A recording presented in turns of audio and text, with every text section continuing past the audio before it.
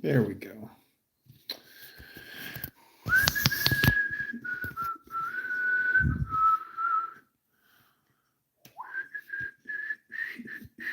Danster. Gold star, my guy. Earthquake camera for the time being, still getting situated. Dan, how the hell are you? Do.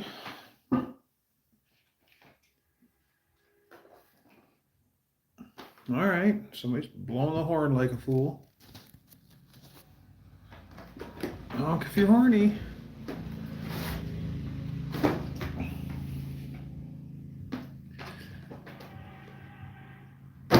I guess they're horny.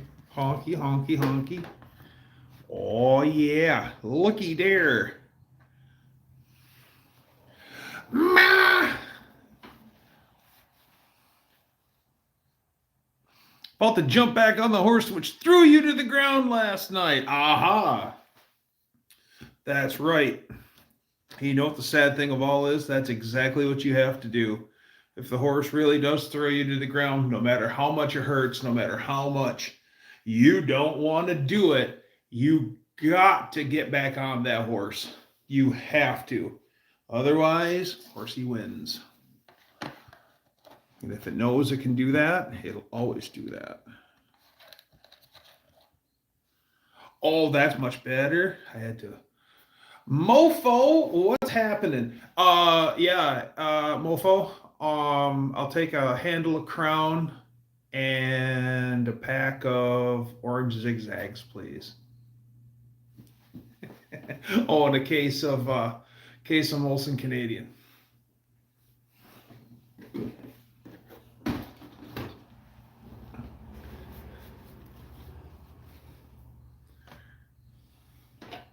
Yeah, that ought to work. All right, so now we're all situated there. I'm gonna run and grab my can.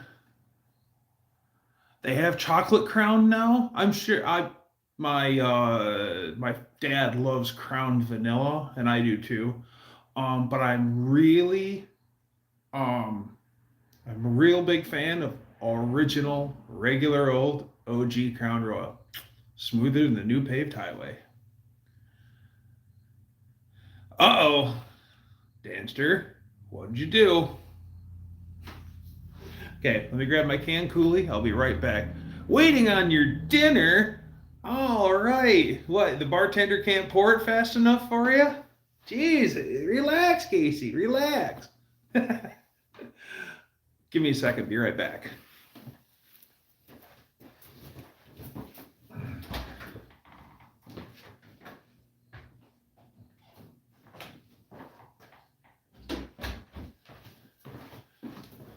I got my can coolie. Now I need to fill it with something.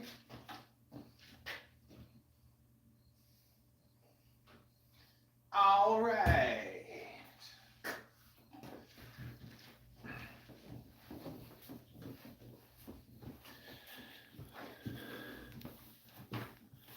Okay.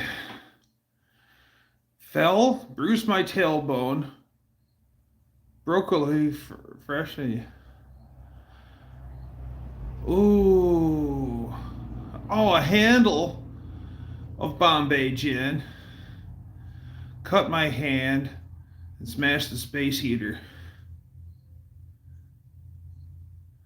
Then to pick up the liquid dinner.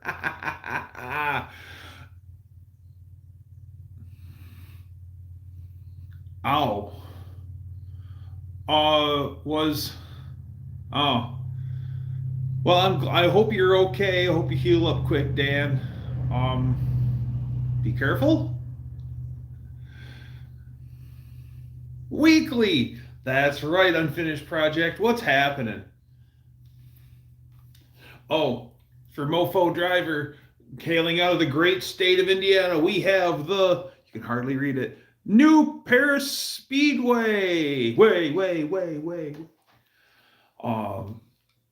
We went here. My friend lived in northern Indiana and over by Lake Wawasee. And 4th of July 2000, went to New Paris Speedway for the races, and bought this at the Speedway, and I've hardly ever used it because it sucks to get the cans in and out. And it's 25 years old, and I've decided that I'm going to use the tar out of this thing just because it's lasted this long. I'm gonna use it until I can't no more. Yeah, New Paris Speedway is actually a good time.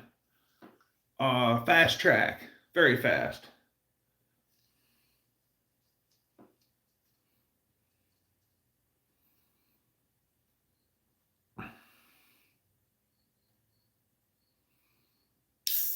Another bottle this morning. Damn, Dan.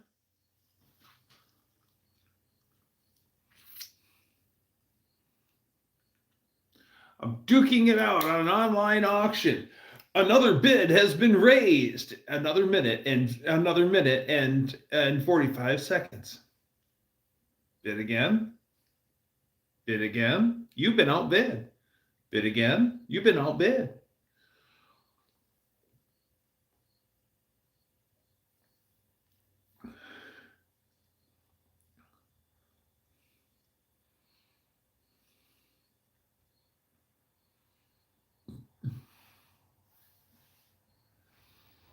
Well, now, are you falling because you're just falling like something's wrong, or are you falling because the gin?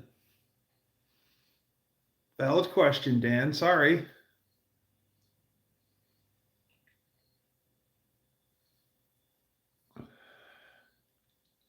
Dart Sport at Copart. Last night was all gin. Okay. Dart Sport at Copart? Ooh.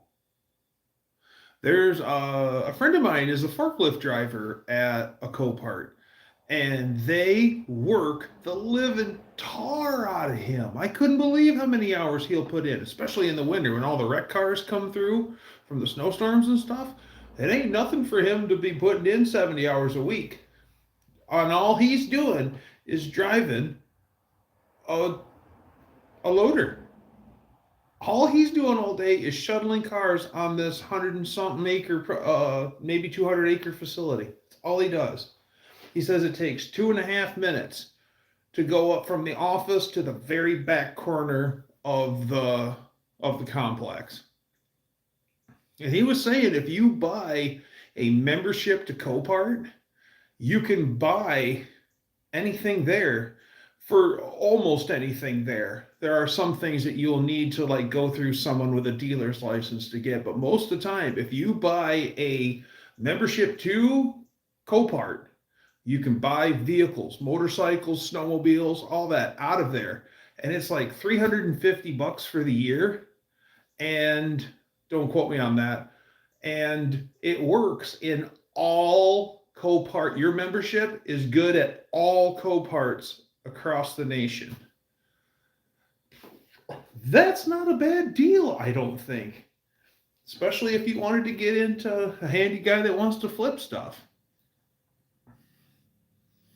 A little project motorcycle would be nice. Maybe find Lady Dougster something bitchin'. Is he careful with the forks? A lot of Copart cars have damage on them from the forks. Okay, now I'm only going by what my friend tells me, but he says he's the creme de la creme. He came from, one of the reasons why he got the job is he worked at a major name pick-apart.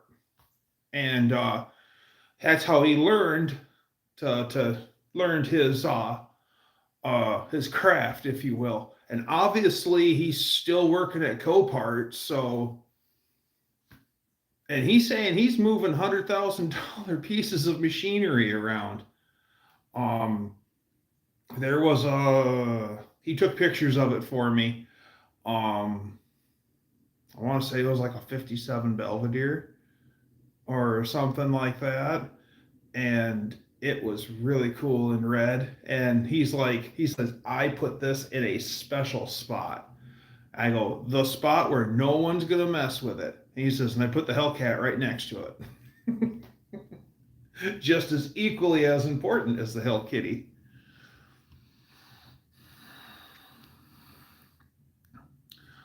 Twisted my knee trying to fall out of my cargo slide doors at work. Ma, don't do that. I fell in the summer of 23 trying to walk on a log on the ground. Yeah, that will, yeah. Oh, yeah. Humans are top heavy. Warning, warning, warning. I bought 2 vehicles from Copart. Casey, is that the Java, the caffeinated minivan, the Kia? Did you buy the Kia from Copart? We begin our lives falling and then and then return to falling. Them loaders ain't cheap. No, sir. No, sir. And it's a big kitty, too. He went from his last job, they had an old worn out Volvo. And he said it was an okay unit, but it wasn't a great unit. And he said that the unit that he has at Copart is a much better unit, and it's a Caterpillar. And he's actually very happy with it. Oh yeah, I'll bet you that's at least 6 figures. They wouldn't even spit on you for 6 figures for one of those. You could probably buy a good used one just under 6 figures. Coffee, Kia, and Clifford. Oh, okay, Clifford you bought from Copart too. No shit. Oh, that makes sense. Okay, I gotta silence that. Otherwise, everyone's gonna be texting me. It'll all ring through. It'll sound like a porno. Dun, dun, dun, dun, dun. All right, my Mexican connection is here. Mex, welcome. All right, the south of the border crew has showed up.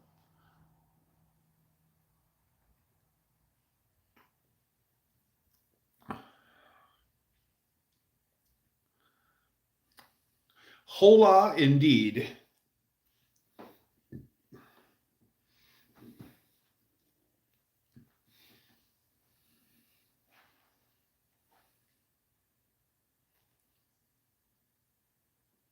What was it?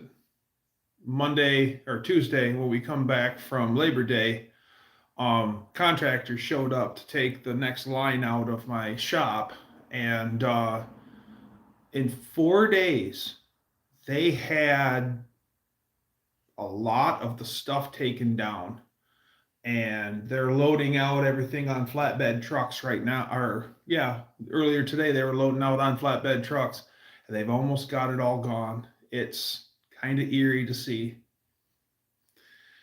The shape of things to come, unfortunately.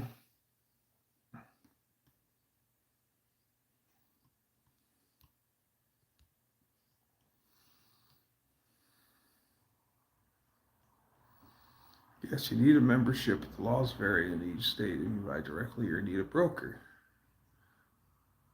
If you buy a cheap car, it will at least double with the fees. It's gotten out of hand. Oh. I've never been to a Copart either. I'm only learning this. So there's one locally to me, and that's where my friend works. And now that I know, there's one spot where the fence kind of dips down and the road's high and you can see in, and it's the motorcycle lot. And I'm like, what's in there? Oh shit, keep on the road, man. What's in there? So, I guess if you wanted to get your flip on, state of Michigan's funny. You can sell like 5 vehicles a year. Anything over that, you need a dealer's license.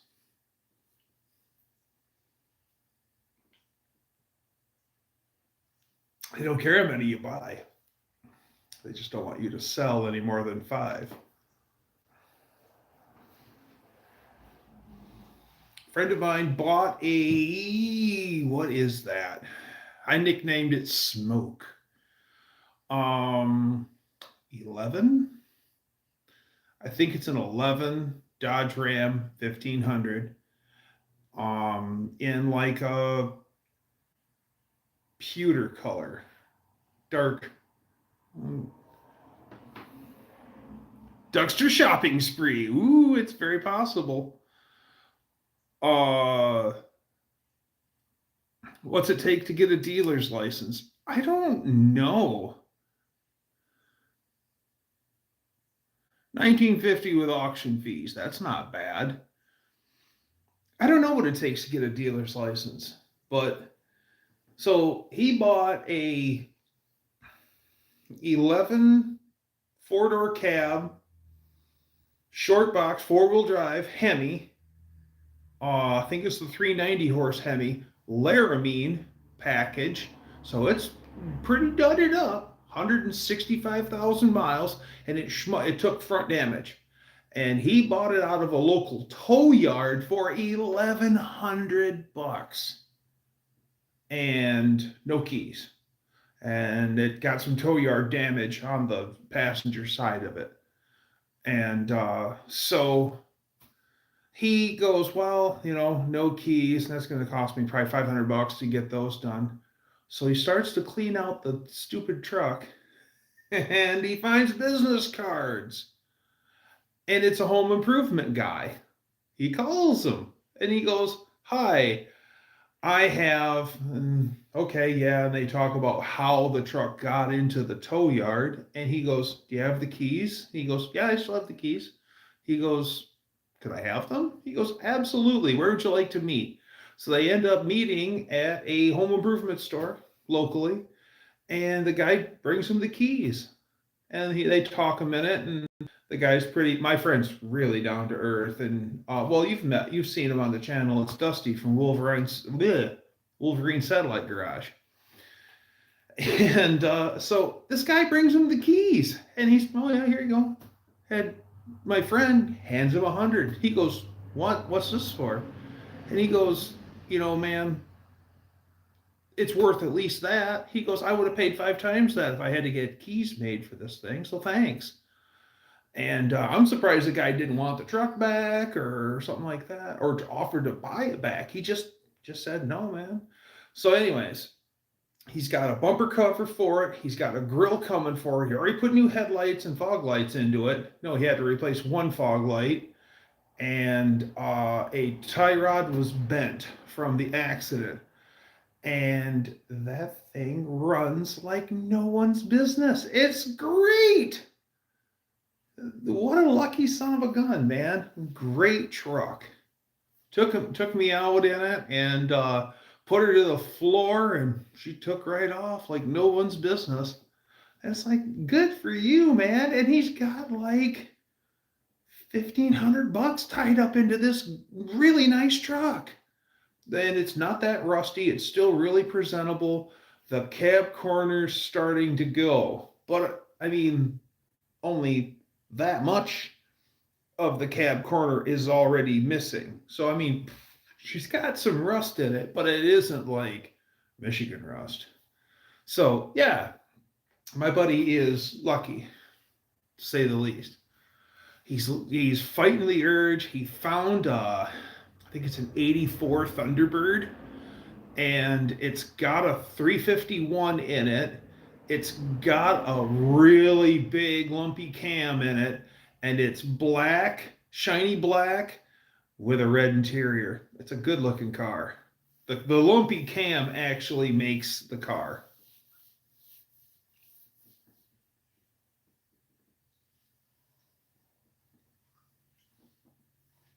And he's like, I want that. I want that. He's the guy that he's the guy that I rebuilt that Edelbrock for. Runs great, by the way. The carb does. The truck doesn't run that good anymore.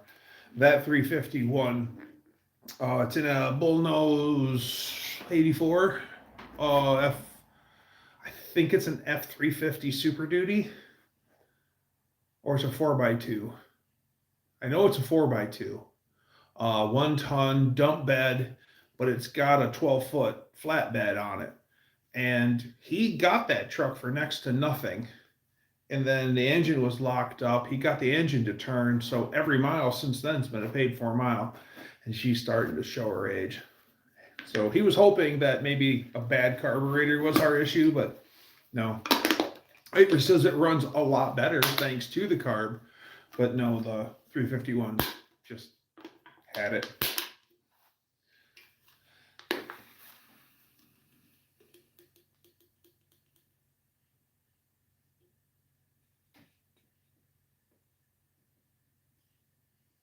Look how much Copart is making for having a parking lot. I know. There's an auto auction. There's a couple of auto auctions in my area. One, the public could go to. I don't think you can anymore. The other one has always been dealers only. And it's a pretty big complex. I'll put money on it that they've got 300 acres paved. And just acres of cars. And one time, my lady's grandmother was up to visit, and she's used to live here, but had come back to visit. And we went up the highway and seen the auto auction, and she looks out the window and goes, why do all those people all work in that little factory? Because you look at the complex, you can see it from the highway, and the actual main building is like an island in the middle of a parking lot. And yeah, she's trying to figure out, is the building underground or something? That's an auto auction, Grandma. Oh, okay. Be right back.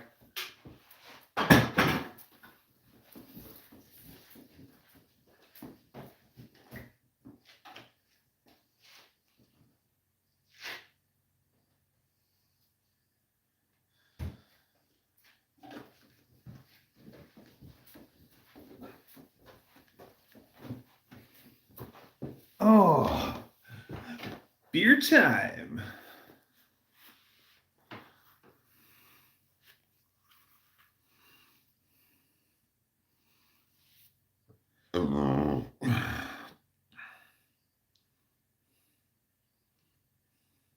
Cheers.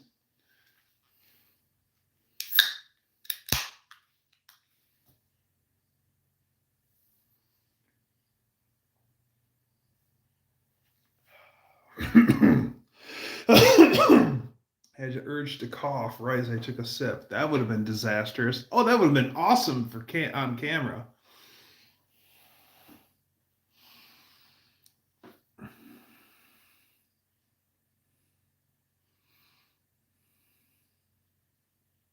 Oh yeah, most every place has got those stupid storage fees. Crap. That's how I got shafted out of my '87 Dodge Shadow, because I never knew these things. And I had an accident. It got towed to. I asked for a specific tow company to come get it, and they ended up letting the first tow company to show up take it, which ended up being in the town that I got into the accident in, which is 20 miles away from where I live. And so it's a wrecked car. What am I supposed to do? I didn't know that they charge storage for every day. And I come to get it, and they're like, oh yeah, that's some insane amount of money. And I'm like, what? Well, yeah, that's tow. And then it's been blah, blah, blah dollars a day. Whatever it was a deal compared to today's prices, I'm sure. I think it was like $35 a day or something like that. Which would be, people would be like, chicken feed, all right, let's do this. Yeah, so basically I had a choice, either A, pay the astronomical fee to get my wrecked car out, or bring them the title. Here you go. That yard is still around, and they have a whole private yard across the road from the actual tow office. And if you talk to them real nice, they'll let you drive out back and look at what's there and possibly buy if you're interested. I want to go see if my Dodge Shadow is still there. I would lose my shit, guys. That would be cool. There's my wrecked Dodge Shadow. It's still there.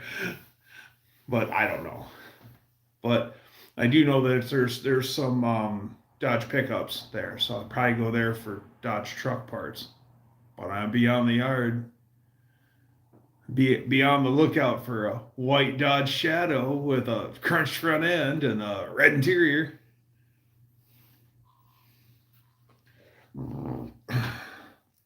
You wouldn't have brought them the title? Danster, to be honest with you, at that time in my life, I had zero mechanical knowledge. The Shadow was only my set, hardly any mechanical knowledge. The Shadow was my second car, and I was flat broke. Wiper bushings tonight. Woo, fun. Welcome, Dutch. Dutch is making the world's biggest banana bread. I seen the bananas that he mashed up for him. It's a big banana bread.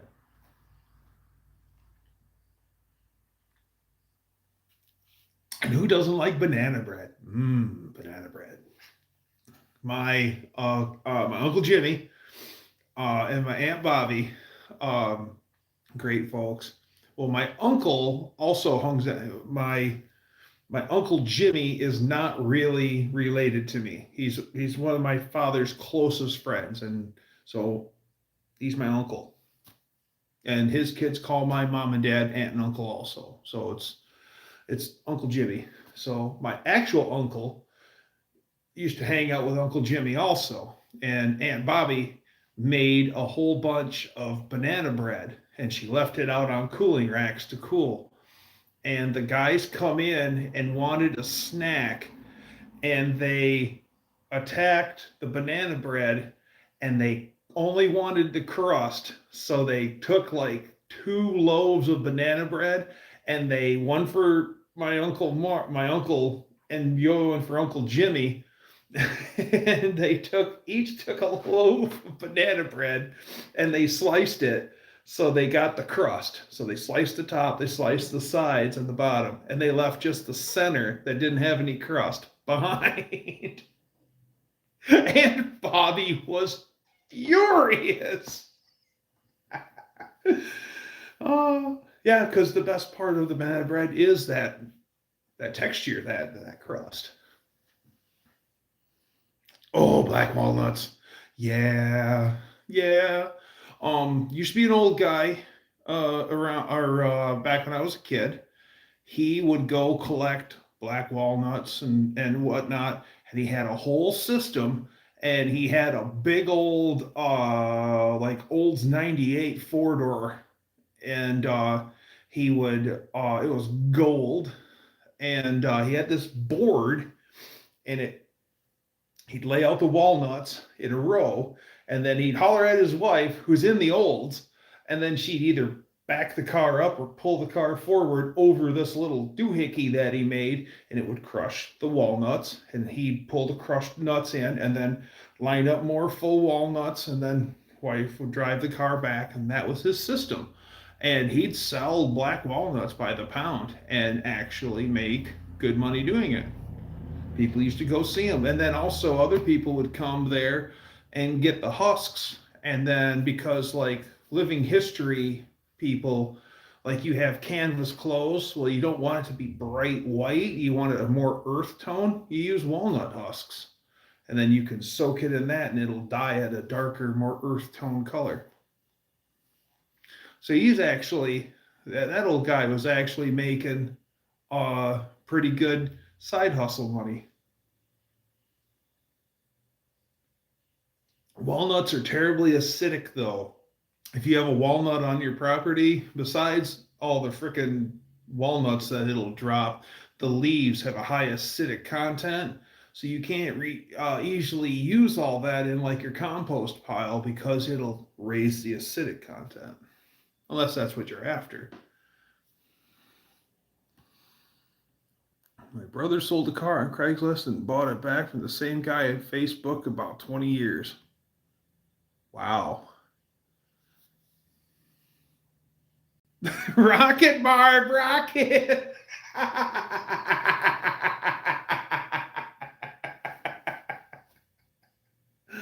Well done, Dan. Well done. I'm rocking it.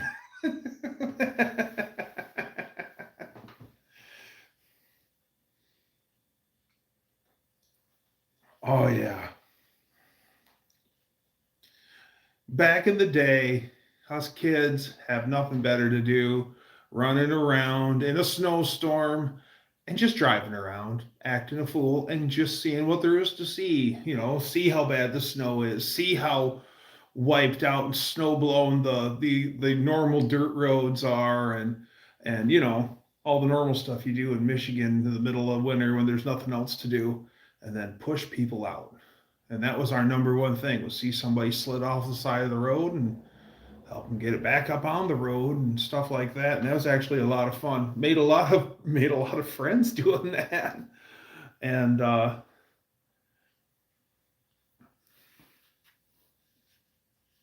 had the weather was terrible at the time. I had a 83 Olds custom cruiser station wagon, and the weather's particularly nasty. I was working third shift, so it's the morning, and I'm headed home, and all the main roads are glare ice. So I know better than to get on anything asphalt. So I literally booty cruised it all the way home. Took every dirt road I could. And I'm bucking through pretty good snow drifts. Everything's fine. This big old battle wagon of mine is a tank.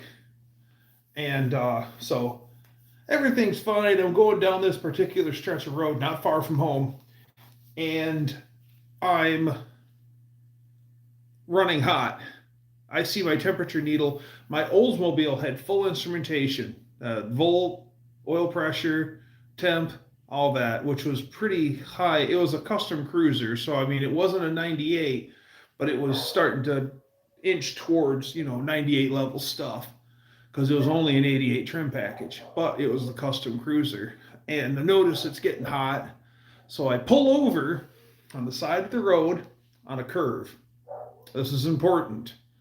So raise the hood, and I punched through so many snow drifts and everything that the engine compartment's all full of snow, and it just can't breathe. So I take a second and I clean out a bunch of the stuff. I got the heat on full tilt in the car anyway, and I'm starting to get it all cooling down, and we're moving in the right direction. Excellent. I get back in the car, and I'm in the middle of nowhere, basically. And I put it in drive, and I hit the throttle, and the car walks to the right, because it was only a one-wheel peel, and it gets into the ditch on the inside of this corner. It's a curve in a road. And it walks over, and now my drive wheel is stuck in there. And I've been fast forward 2.5 hours later, and I've back and forth, rocking it back and forth. And I can move the car like 15 feet forward and 15 feet backwards in this stupid ditch. I can't get out of the ditch. So I'm one tire, the drive tire's down in this stupid ditch. And I can't do anything other than just move 15 feet. No matter how fast I go, I just can't. And I'm losing my crap, guys. And what comes through? The garbage truck. And I flag him down. I'm like, "Hi, guy. I am in a huge pickle and I need help." And he goes, "What do you want me to do?" And I said, "Well, do you have a chain or anything?" And he goes, "The only thing I've got is there's a winch above the opening where they dump the trash cans for dumping dumpsters into it." He goes, "All I have is this." And I go, if you can reach the ground and get underneath the front of my car, that would be a godsend. And the old boy pulled out his winch. We hitched it up to the car. It just barely worked. He's just about on top of the olds. I've got it hooked on, and he pulled me out. I offered him money. He wouldn't take it. And yeah, I was, thank God for him. And I'm like, thank you. I've been here for like 3 hours now. He goes, really? True story. I officially lost my crap that day in the car. I was so frustrated. I think I invented new swear words. I was so mad. So just frustrated. It's like, okay, we're moving. Yeah. What the? No.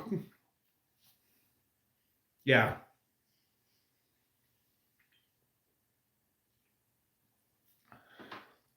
That stupid car. That was a great car. That was a great car. Great riding car. It was cheap to fix. It was. Lady Dougster refused to ride in it. Had a Rochester, a computer-controlled Rochester on it. That was a great car. It had the 307 in it, the Olds 307, not the Chevy 307, and it ticked. It had a tick. It always ticked. And I'm like, I don't know. And then years later, the guy that worked at my favorite auto parts store, which is now no longer in business, which is too bad, but my favorite independent, he worked at a major Oldsmobile dealership up in one of the big cities around here. And he comes out, he goes, 307? Yeah. He goes, does it tick? And I go, yeah, it ticks. He goes, that's normal. He goes, the tick's normal and the tick's okay. He goes, if it don't tick, we got a problem. Like, okay. And he was talking about 50,000 miles was the make it or break it for those engines. If it would live past 50,000 miles, it'd be good forever. And that car had like 300,000 miles on it. And he was talking about engines dying in less than 50,000 miles. He was changing them out all the time. He goes, I can swap an engine in that car like fast. He says, I just can do it, because he did so many. And he said that the lowest failed engine, that he had was 6,600 miles. Oldsmobile 307. He said, I couldn't believe it. It was a ruined engine in less than 7,000 miles, and they actually did an autopsy on it in their dealership. And he said the cylinders looked like eggs. I bought a new Ford Ranger in 1993. It was burning oil like crazy. The Ford dealers said it was normal. They would do nothing on it under warranty. That's crazy. In 88, a friend of the family bought a brand new F-250 pickup, burgundy with gold stripes. And it was a gorgeous truck. And this guy always took really good care of his stuff too. And brandy new truck, and it had, I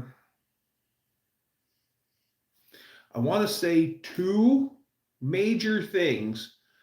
It split the transfer case in half. It was a brandy new truck, months old, and it split the transfer case in two pieces. Sheared all of the bolts and blew the transfer case apart. And the Ford garage did it all under warranty and done. There you go. And then it had a dash fire.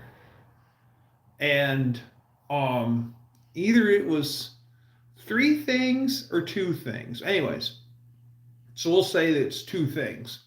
So he's picking up the truck from being repaired from the, I don't remember what the transfer case was. He's picking up the truck from the dealer after one of the warranty repairs, and the owner pokes his head out and he goes, "Come here, sit down. I want to talk to you." And they sit down and he goes, "Guy, I'm just sick about all the trouble you're having with this Ford truck." He goes, I'll make you a promise right here, right now. If that truck has one more major malfunction like we've had, we'll take the truck back, we'll get you another truck, and then we'll transfer all the paperwork over so like you bought that truck. So everything you paid on this one will go towards that one. Da, da, da, da, da. Would you believe that was like the threat that truck needed? The thing, he drove that thing forever. Drove that thing forever. It was like the threat that it needed. Trucks had just come out and I wanted the purple one, but there wasn't one available. So I got silver. I hate silver. I kind of like silver. Makes me think of a fine German automobile. Drive fast on the Autobahn. Yeah.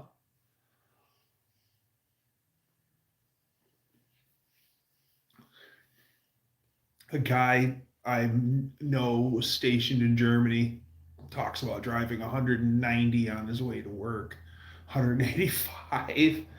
And he's like, "Oh, yeah, I might commute and take a ride up to, we're cruising at like 135, 150. And I'm going, holy crap.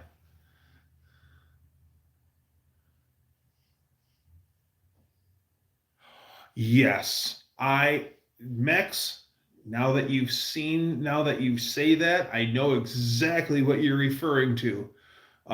Tony from Tony's Hot Rod Garage lives in Arizona, and he has a 79 Dodge tin grill. Yeah, 79 Dodge or 78 Dodge, one of the two. And it's silver and black, and it's just baked right off. Yes. One of the reasons why silver fades is because it has no pigment. That's one of the reasons why silver fades.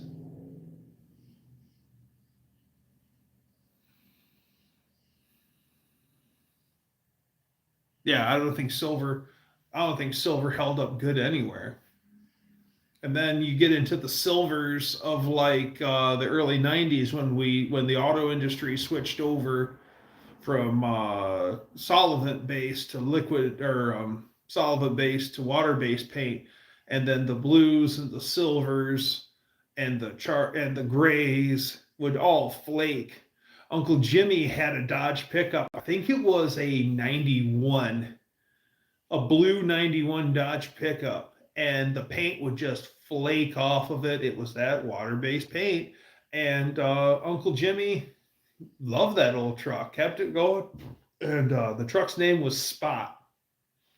Yeah, me and old Spot. And that was even better because now you're like, hey, there's Uncle Jimmy and Spot. I know. Oh, there's Spot. Uncle Jimmy's nearby.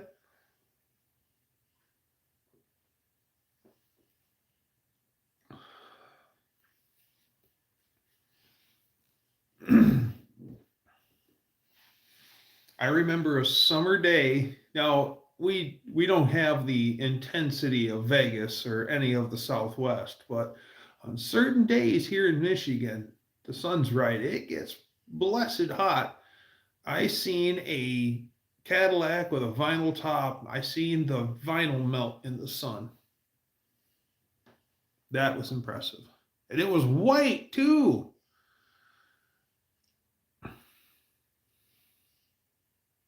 Superior Chrysler 90s paint. It never faded. It didn't flake either. Maybe by 93 they were starting to get their poop in the group. It was the late 80s. Well, 93. I don't know. That's interesting. That gray primer that happened.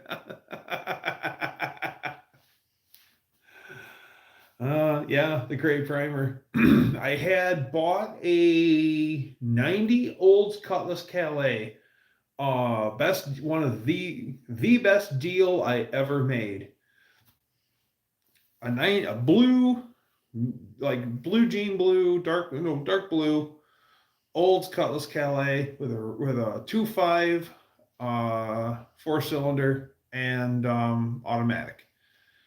And it wouldn't, the torque converter lockup switch was bad in it.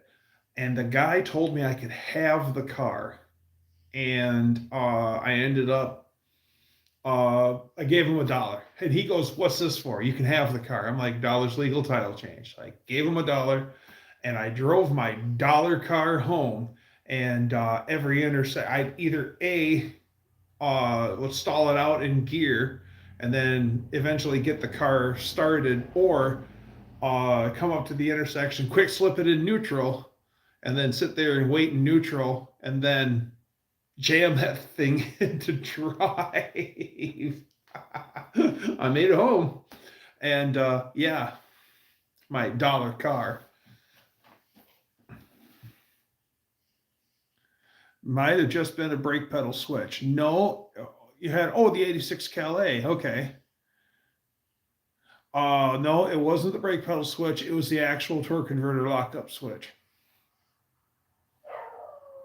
And I didn't know it at the time, but all I had to have done was get underneath the car and unplug it, and then it would have drove just fine. It just wouldn't have locked up the torque converter. And it would just slip and make a little more heat, but big whoopee, it would have got me home without all the rigmarole. But I ended up selling the car to my roommate.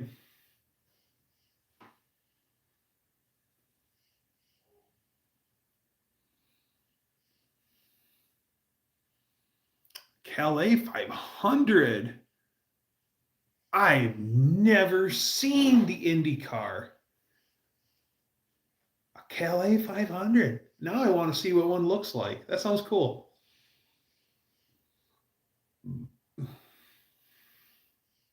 My friend in high school, she had a Beretta, and it was like a GTZ. It was red with white stripes.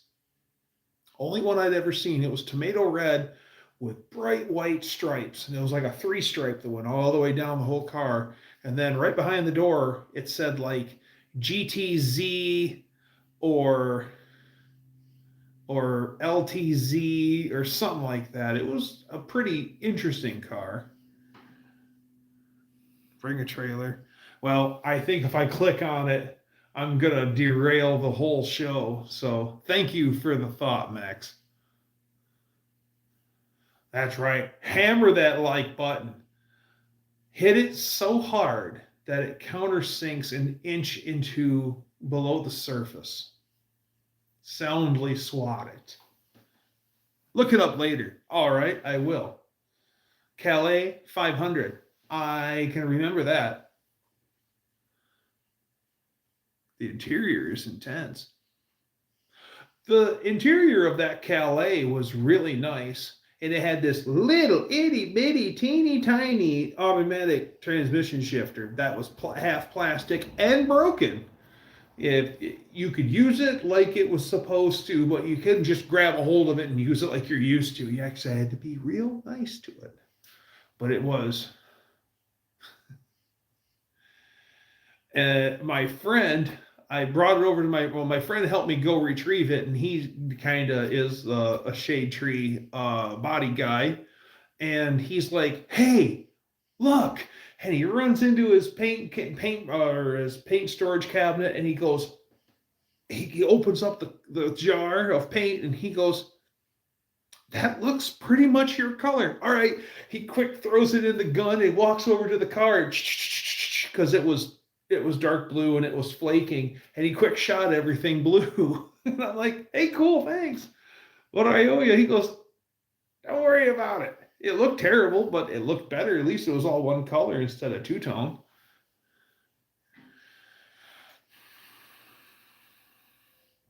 This is also on Bring a Trailer right now.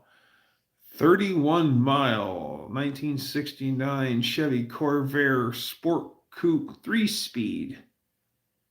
31 miles. Wow.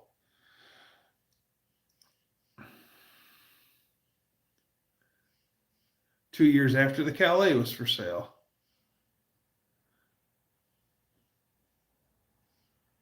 I'm back. I have my other dinner. Okay. I got some of that same dinner too. There, Casey.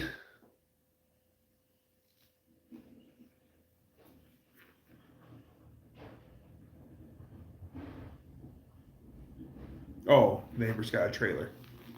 Like, what is that noise?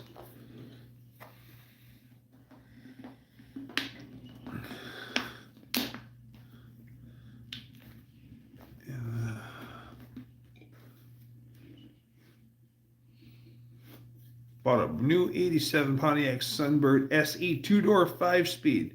I like those types of cars. 87 Sunbird. Okay. Yeah, I remember the 87 Sunbird.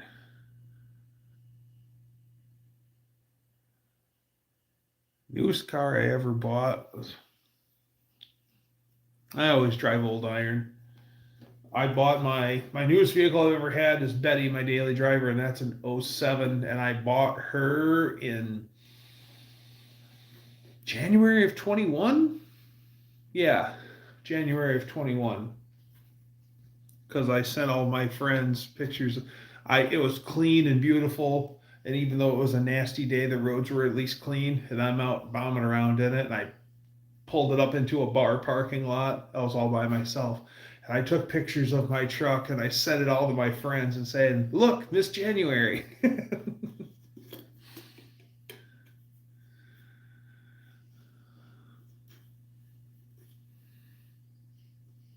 So I had a Fox 5-liter while they were still making them. Nice.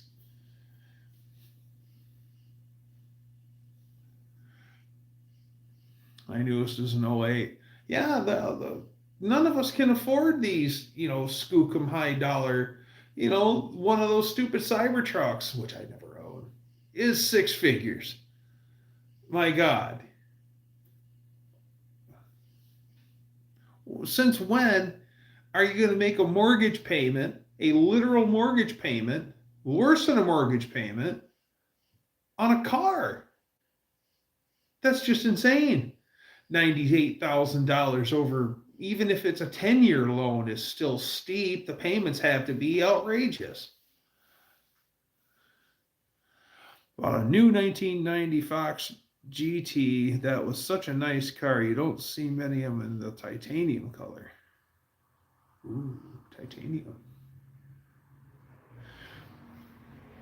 Someone they bought it from the Ford dealer. The Ford dealer had it in the parade, and it was the white GT convertible with the red pinstripe, and I think it was white on white, or triple white top, white car, white interior, and of course, in the Christmas parade, tops down, and some pretty girl waving at the crowd in the Mustang. But whoever got that car still has it, and it is a museum piece. It is really nice. I cannot believe that that's that same car, because one day I got taken into this person's garage and I see that car and I go, man, this makes me think of this car that blah, blah, blah Ford had. And he goes, that's where I bought it from. I go, this is the one from the Christmas parades and everything. Yeah, that's the car. It's like, basically he bought it and took it home and only drove it in like August of each year. Nuts. There was a guy that I worked with that had a McLaren Mustang convertible, and it was gold, and it had a black convertible top on it, and it was a panoramic convertible top. So it had the main window and then the two little port windows on either side. They called that the panoramic convertible roof. And It was a great car and it looked cool, but it had this horrific shade of gold on it. And like most of the time I dig gold, but this just it was like butterscotch. It wasn't a flattering color on the car, and it had gold BDS wheels on it also that were a different color gold, and it had the polished lip on the outside and aluminum polished aluminum lip. It was an okay car, but I can only imagine what that car costed brand new. Okay, I'm gonna grab myself another beer. Be right back. Newest vehicle I ever bought for myself is a 94 Dodge Spirit. If it doesn't have lean burn or OBD1, it ain't worth owning.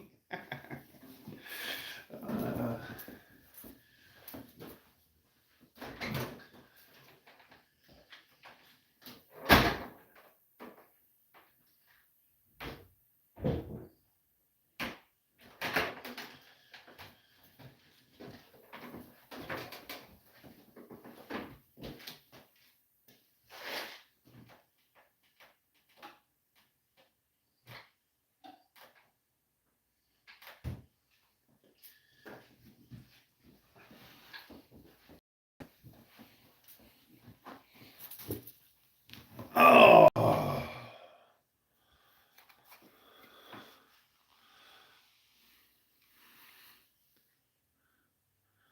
All the warning buzzers increase my road rage. My rental after the accident was a 24 Kia. Every time I turned on the blinker, the damn thing would beep, there's a car there. Yeah, I could see that. There.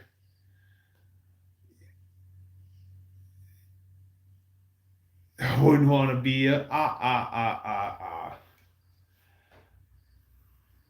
Well, one of my old coworkers years ago had a Mercury Mountaineer and in silver. And it was a decent looking vehicle. Her and her husband drove nice vehicles. And I noticed that all of a sudden, Buff Del Campo, uh, the I just lost my train of thought.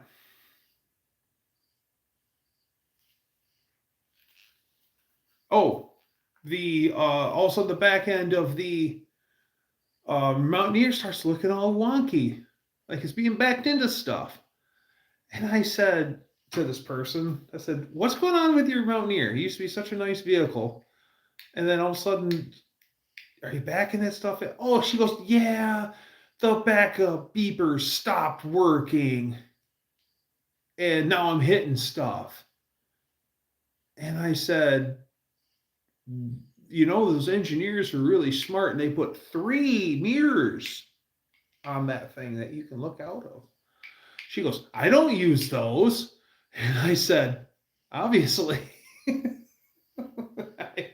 I got swatted for that one. Oh, where I work, we got bought by a big corporation. We used to be a small family-owned outfit. So we had a local brand of chips that were made just for our market in our facility. And they wouldn't spring for shipping. They would come and pick up with minivans and pickup trucks and trunks of cars. I'm dead serious. They'd pick up their product to make their deliveries from us. And only a few times did they actually rent a U-Haul truck or whatever and actually got us to forklift load pallets. So all these people are coming and they're in it to win it. They're usually packing their vehicles absolutely to the brim full with boxes of chips, cases of chips. So there's probably 16 bags to a case of chips. And this one lady comes in with a Honda minivan.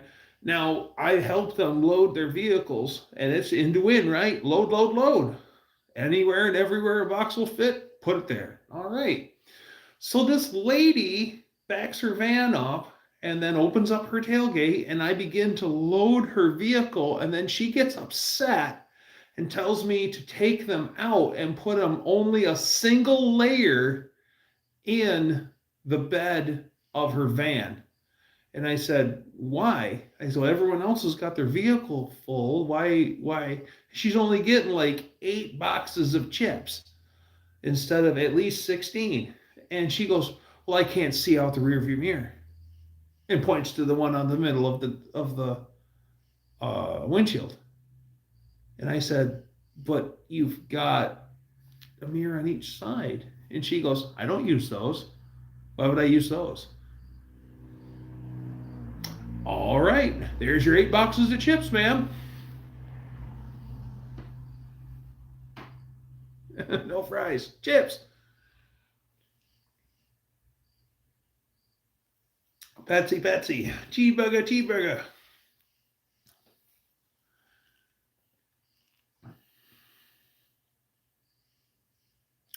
Fox Dude, what's happening? Hopefully I will get my Fox out of storage next summer and fix that baby back up. That's right. If you know anyone who's big into the world of Minecraft, have them check out Fox Dude. That's what he's about. And he's a mysterious guy. He doesn't show his real face. But yeah, he does a little bit of content here on the old YouTube with Minecraft type stuff.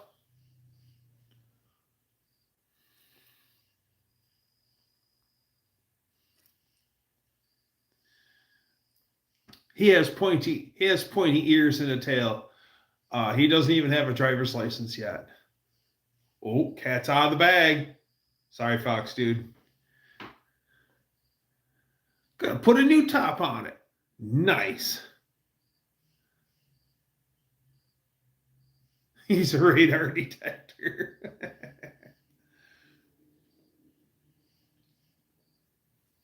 Do you guys remember the Corvette that came with the polarized windshield that had that ready mirrored look like sunglasses do again, and early 90s sunglasses did? And then you could look at the front of the car and you could see a little cutout in the center of the dash. And that was General Motors' little sneaky way.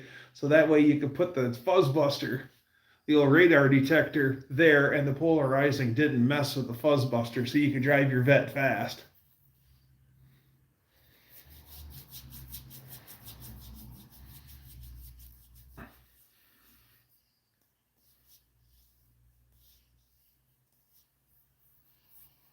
Car is what he's best at.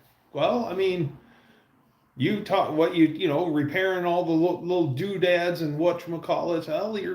Well, your small fixing appliances, that's not exactly easy. So if you can do that. And not to mention, wouldn't it be just if you pulled it off and it just looked absolutely fabulous? Man, that would fill you full of pride.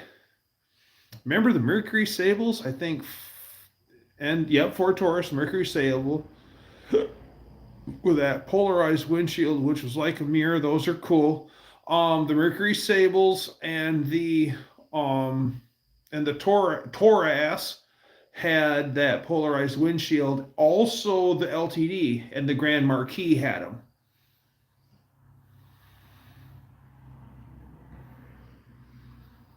I'm a natural born mechanic. My mechanical knack comes from both sides of my family, from moms and dads.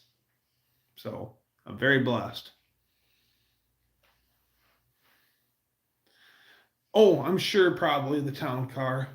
I wouldn't be the least bit surprised if it wasn't on the town car. Remember town coupes? I've only seen a few of those. Someone that my uncle does a lot of business with, and is friends with, he heard a rumor in the late 70s that Ford was going to stop making Lincoln Town cars. And this guy's always had buku bucks. And he ran out and bought, dead serious, 10 Lincoln Town cars. Fox Dude, ask Grandpa about it. I'm real. This guy bought like 10 Lincoln Town cars and put them away, brand new. And all these years later, I think my uncle says he still has like 2 or 3 brand new cars brought home and parked.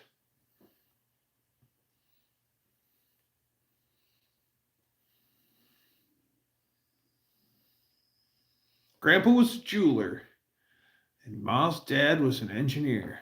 Ah, so you have an eye for quality, and you know how to build it. 6%? What's happening? Good to see you. My parents tried to have a 77-ish town car. Yeah, they're nice cars.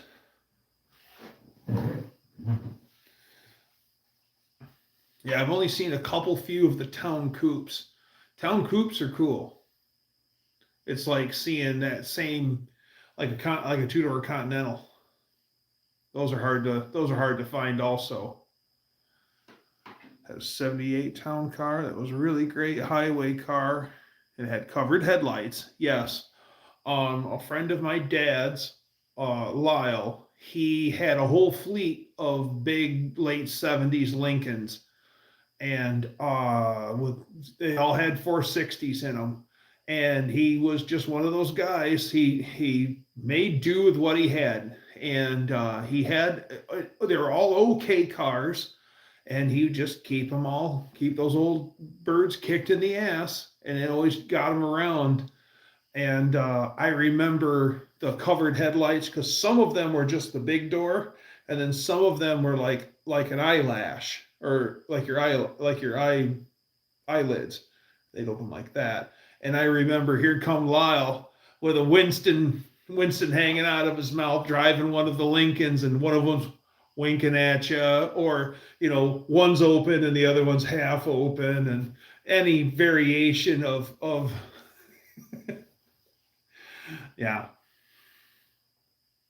Great guy. He was the first guy I had ever seen do the Rust-Oleum paint job on a car. He had a red and white 66 Ford pickup that he bought, and then it had a bunch of rusty spots on it. And the car was happy to see me. That's right. And I actually remember him just going right up to the rusty steel with white Rust-Oleum and painting right over the rust, unprepped and everything. And I was like, I ain't never seen that before. And the crazier thing is that thing looked good for a long time. So yeah, old Lyle knew what he was doing. He was the guy. Him and his oldest son were working in the old barn, and they actually had a big old beam across the barn that they threw their come along onto to pull engines, and they had to take the car to and from the engine. That's how they did engine swaps. What a pain in the butt that had to be, because you only had so much of a flat spot, and then you have the barn bridge, which is the slope down. So they literally have to push the car almost out of the barn to pull an engine. And that's how they did it. So one day I'm over there, and the son is tearing something down, and he's bringing the parts over. In the corner of the barn was a double or a triple sink. It was a triple sink, big old galvanized metal triple sink, and they had set up, and old Lyle's got one filled full of gasoline, or two filled full of gasoline, because he had one for the wash, one for the rinse, and then he was drying the parts in the third one.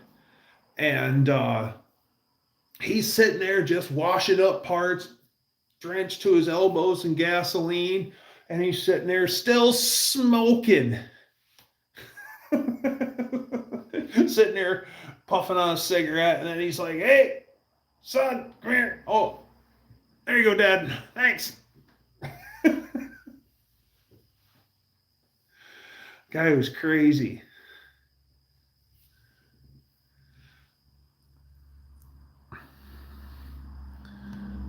'68 Cougar had covered headlights. I took the seals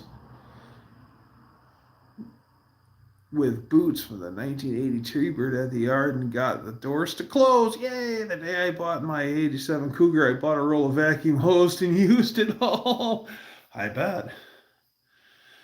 Have to mess with the sequential system. Oh, yeah.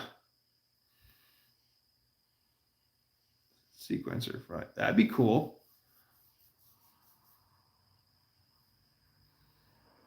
Clean the contacts if it doesn't work. Yeah, because you had the little motor that flicked the... Oh, how cool. That was just so cool back in the day. You know, blink, blink, blink, blink, blink, blink. Those are so neat.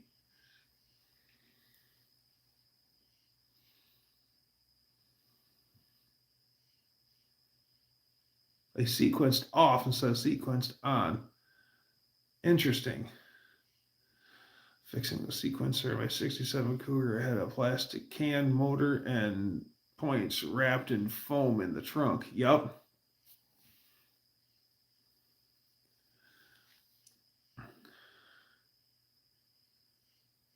It was wired backwards.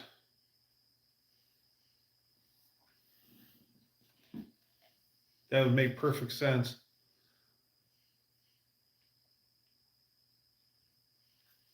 There is a young man whose parents and grandparents helped him put together a 67 Cougar, and he painted it like a candy apple green metallic. It was whatever color he wanted. And so he chose this candy apple green metallic paint job for it. And in the sun, the car is really, really cool.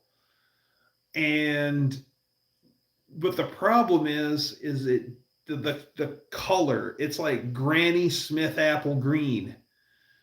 And then it's a candy color on top of that. It just doesn't fit the car because it's a basically stock looking car. If it was all custom and it had that really cool hot rod style paint job on it, it would look great, but it's a mainly stock car with that weird Granny Smith candy apple green paint job, and it just doesn't fit the car. That car, I think, would look good in a dark color, like burgundy, black, navy blue. That's just me. You could switch the wires to where the current goes from each position. My Cougar was Caribbean blue with a black vinyl roof. And a Dan Gurney special. The seller's remorse. Yep.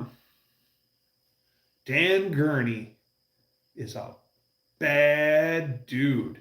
In Ford versus Ferrari, when in the beginning of the movie, when Ken Miles is racing Dan Gurney on, I think it's Willow Springs, the guy who is the actor who is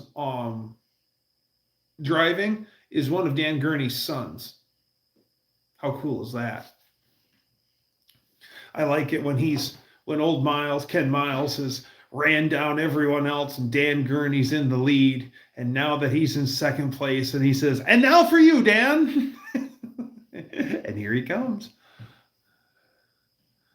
The first dealer I worked for in 1993 had a 67 early one GT with a 390 in that same blue. Ooh, I bet that was nice. 390's a beast. The body of the motor was grounded to the car or something. It's been like more than 20 years, but like switching the wire wasn't going to be too easily work. I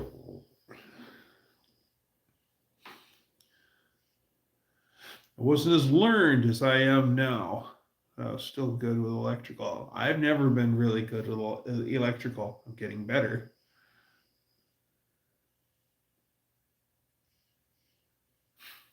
I made you 10 years younger? How did I manage that?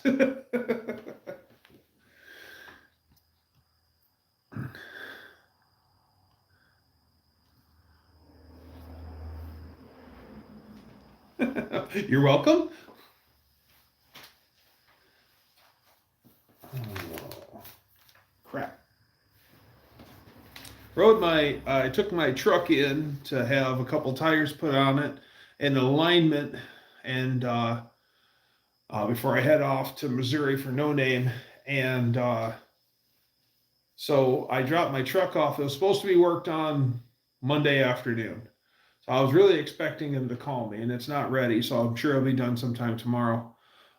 So I don't have any other vehicle to drive, so I took the bike in. It was 41 degrees this morning, normal air temperature. It was really cold going to work this morning. My fingertips were cold.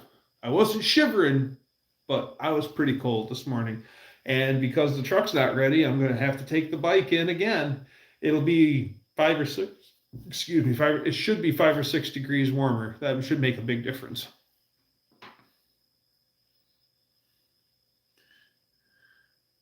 Oh, you said my first dealer job was 1993, not 1983. Oh, 1993. No. I heard 93, Max.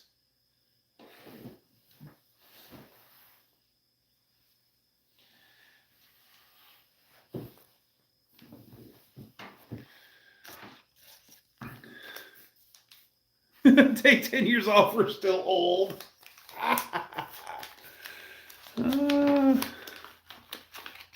Old Mac, good to see you, my guy. Welcome.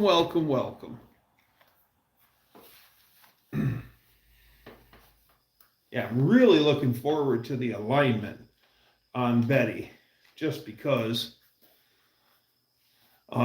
it's starting to make my tires wear funny.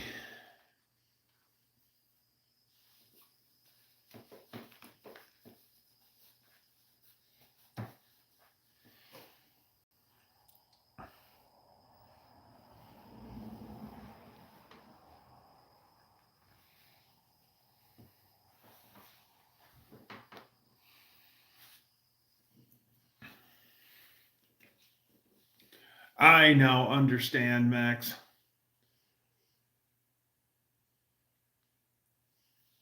God, 1983, I was just a little guy.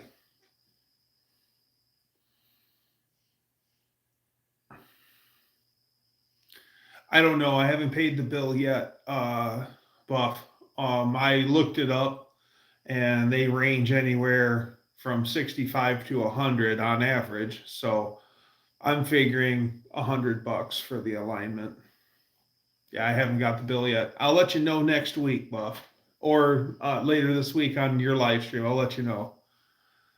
Back in my day, we rode our Harleys to work 365. Yeah, I'll tell you what, it's cold.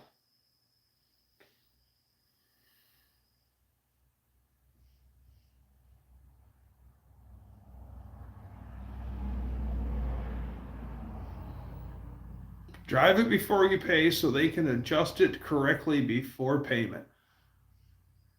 Okay, that's tomorrow. I should, hopefully by the time you guys have your live, I should have my truck back, and I'll let you know.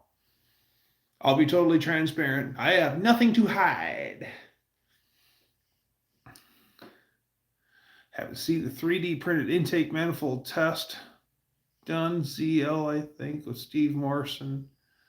Engines.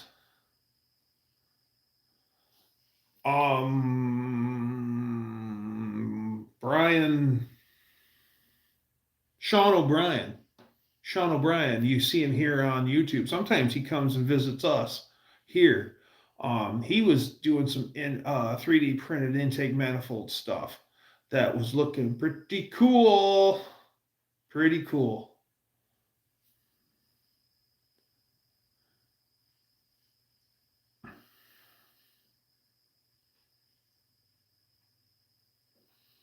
Oh, MPEFI, multi-port electronic fuel injection.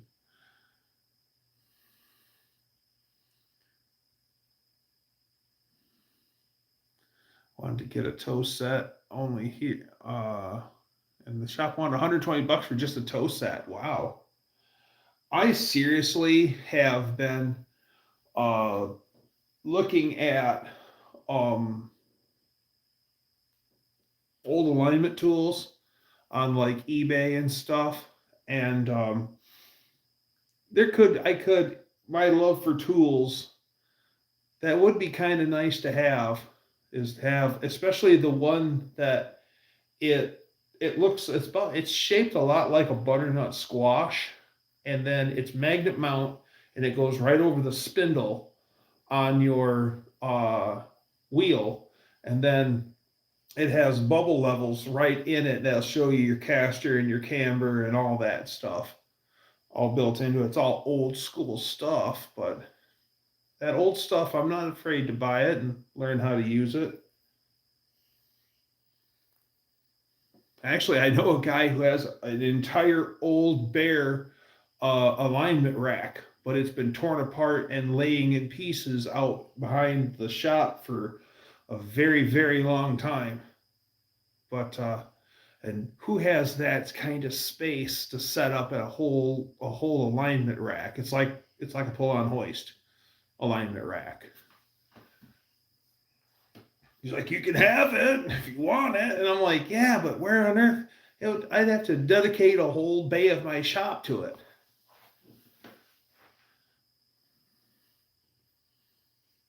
That's a hub gauge, and that's the way it was when I was doing alignments. Yeah, I want a hub gauge. I've been eyeballing those and try to find like a good one, like a Bear or a Snap-on, or one of the major names, Atlas. I think Atlas. Don't quote me on Atlas. I have room for an alignment rack.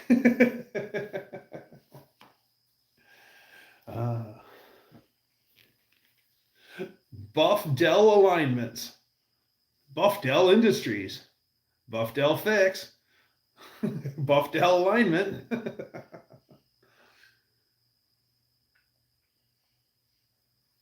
Buff Dell Metalworking. Put it in your driveway. You can park a car with it not in use. Oh, yes, because Lady Dougster is so going to love an alignment rack in our driveway. Buff Dell Camber.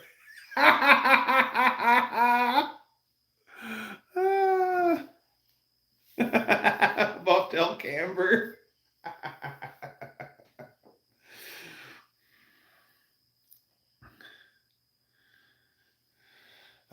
Yeah.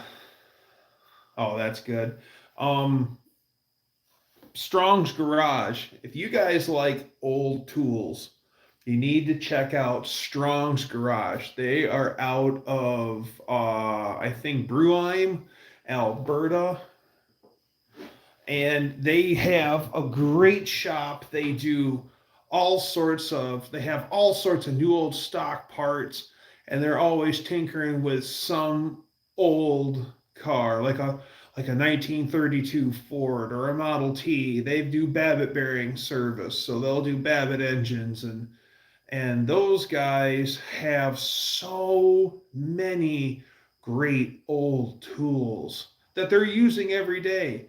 They've got old Snap-on toolboxes, and just, it's so good. They've got a pneumatic chain fall in the shop where it has the big railroad, the big track that runs.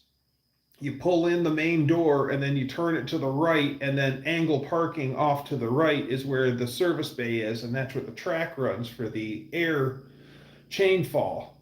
And then you just slide it over where you need it in that run, and then pull on this chain for up and this chain for down. And I'm like, it is so good, and everything works like it should, and they keep all that stuff up and going. They're just neat. Yeah, Strong's Garage, highly recommended. And pray for Matt Hott. He Hotte, that's his last name. He was in a horrific car wreck about a month ago, and he's now home recovering. He was ejected from the vehicle. He's lucky to still be on this side of the grass.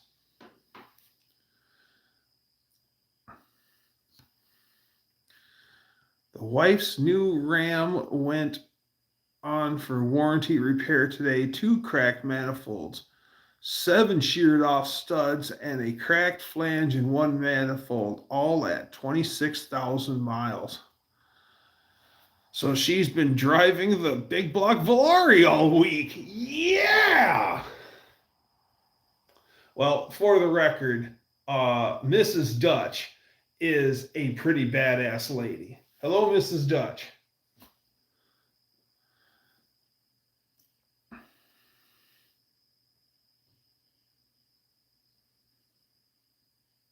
We don't need no stinking NSCs or thread sealer.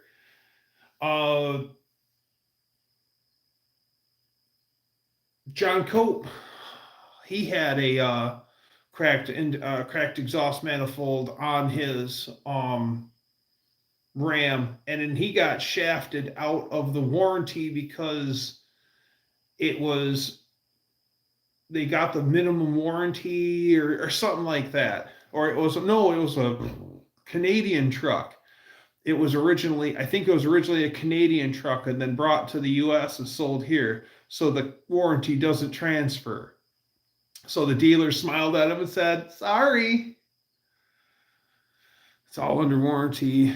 Cost me $100 deductible. Oh, throw them that Ben Franklin with a smile on your face.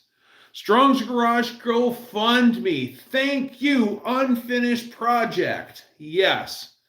You want to see some guys that are doing it right every day of the week, Strong's Garage. And yeah, if you guys could help out Matt, that would be huge. The guy is just dripping with talent. He is very nice. He's very knowledgeable on all sorts of things. He can machine stuff. He can wrench. He can paint. And he's a musician. And he is just I've seen stuff that his father does too, and his father's just as crafty as he is. So very impressive. Yeah, if you guys could find it in your hearts to help out Matt, that would be huge. Thank you. Nice shorty headers to keep your O2 sensor where it was supposed to be. I luckily know the service manager at the dealership. He is taking care of it. That's awesome. That is awesome.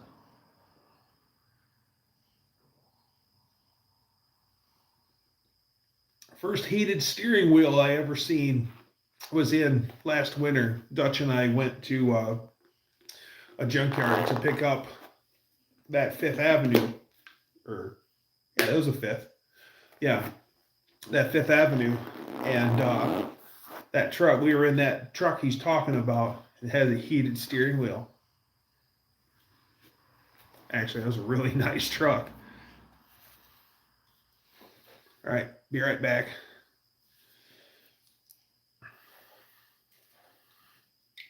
Bum, bum, bum, bum.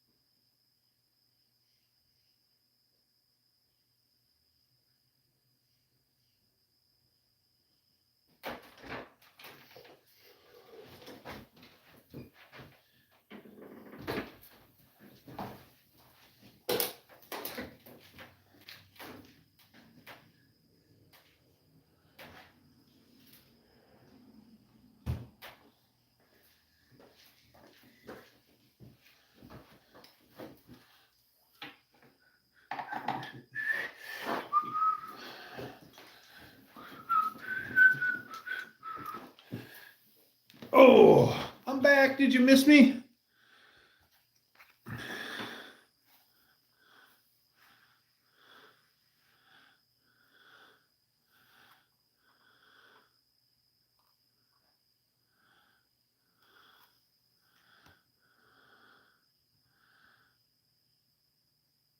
Oh, tariff thing gets worked out. Should be warm, not wet.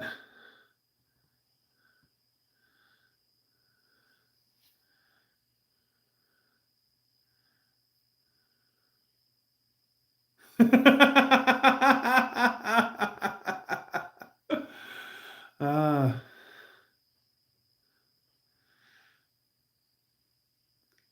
Kill the slant 6.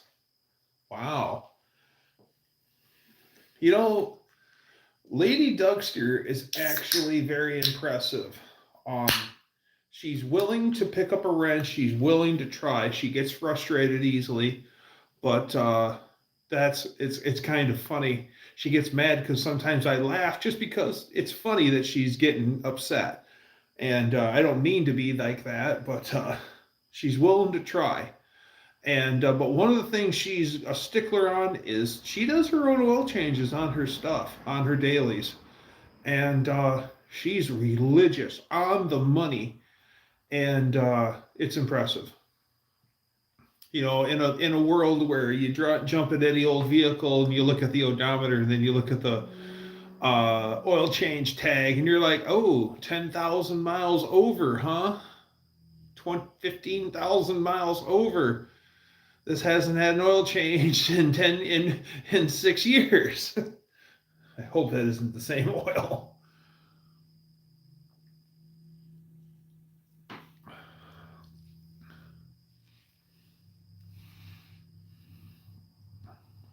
Kill a slant 6 and a 73 dart. He also sold me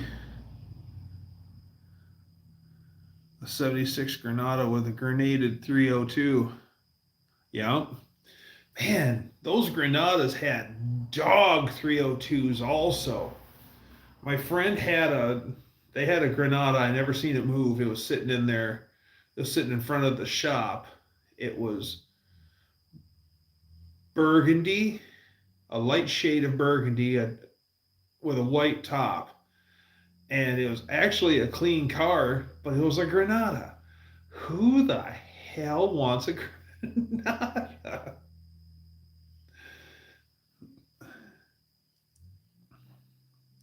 I mean, I bought it running, but it bent the push rods on the way. Oh. Oh, a black tuner Granada. At least that's better. It was the numbers matching. Super 6 was 76,000 miles. Numbers matching means everything. My Mama's 76 Monarch was pretty peppy. Oh yeah, the Monarch, which was the the Granada. I want to say my grandparents had a Monarch. I think they did. I think it was gold. Some Granadas came with 351 Windsors? Ooh, really? We don't say things like white top about new cars anymore. Yeah. Well, Dodge had a whole thing that they did for a long time that was called the White Hat Special, where they would just paint the roof white on it. And Dodge pickups had white hat specials, and you could also get a painted white top on cars too. White hat specials.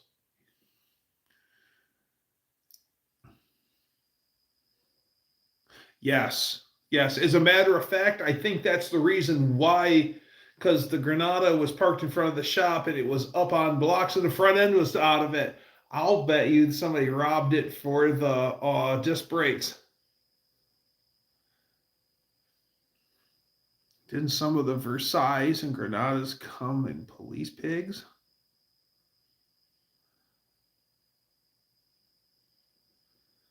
Granada cop cars?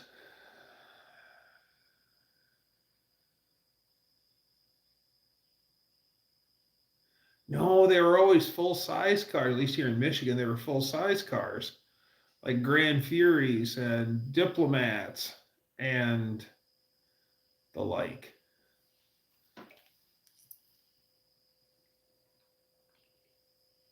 that same place that had the Granada had a police cruiser, or it was a detective's car. It was silver, um, with a normal interior, no barricade, but it was a detective car.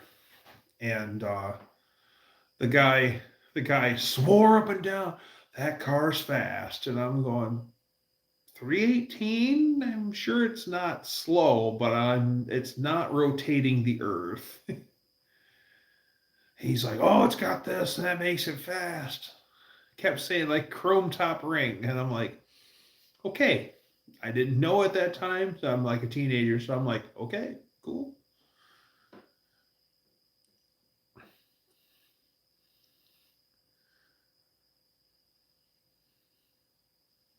The Fairmont was a cop car in ET.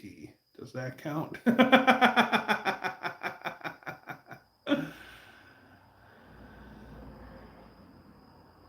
The UK police used Ford Granadas. Nice.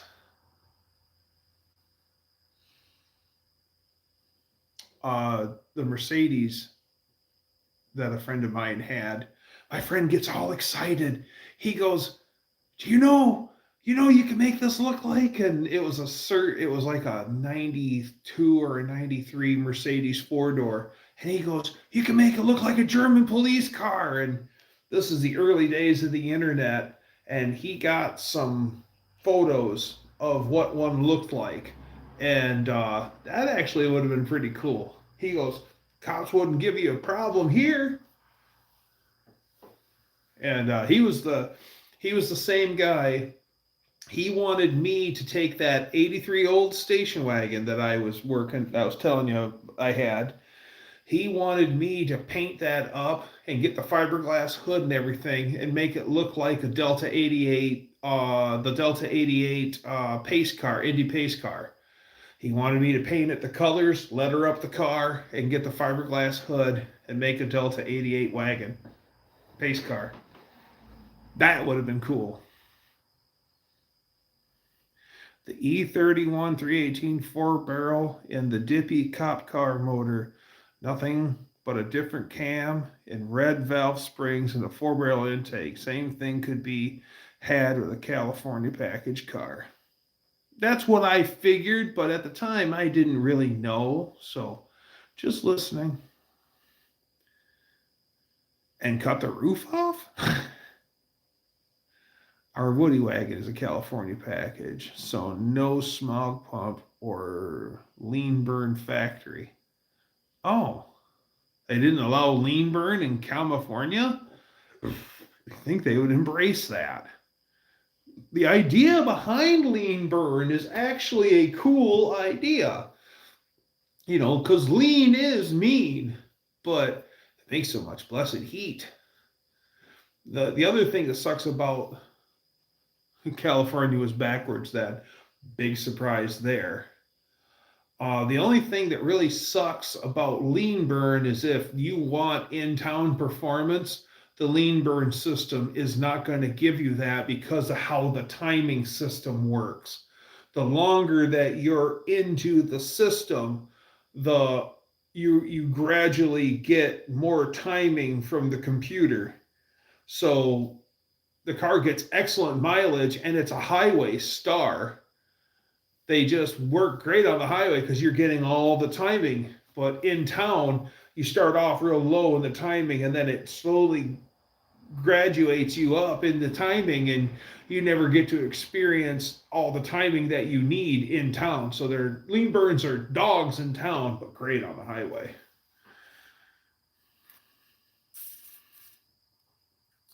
Sent you a marketplace ad for something you've been looking for, Dougster. Uh-oh. Let's see what Mr. 6%. Yes, that is something that I've been looking for. Thank you, 6%.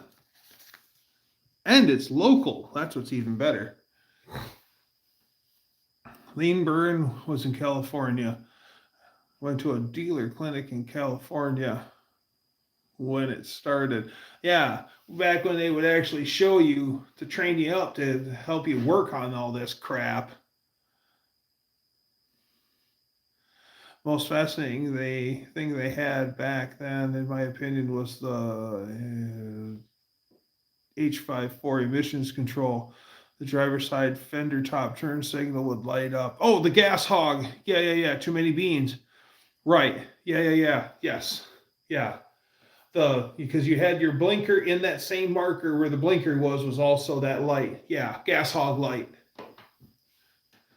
Always there to help friends make make bad financial decisions with cars. You know, that is actually, for the package, is an amazing price. I'm going to I'd like to jump on that. I should jump on that.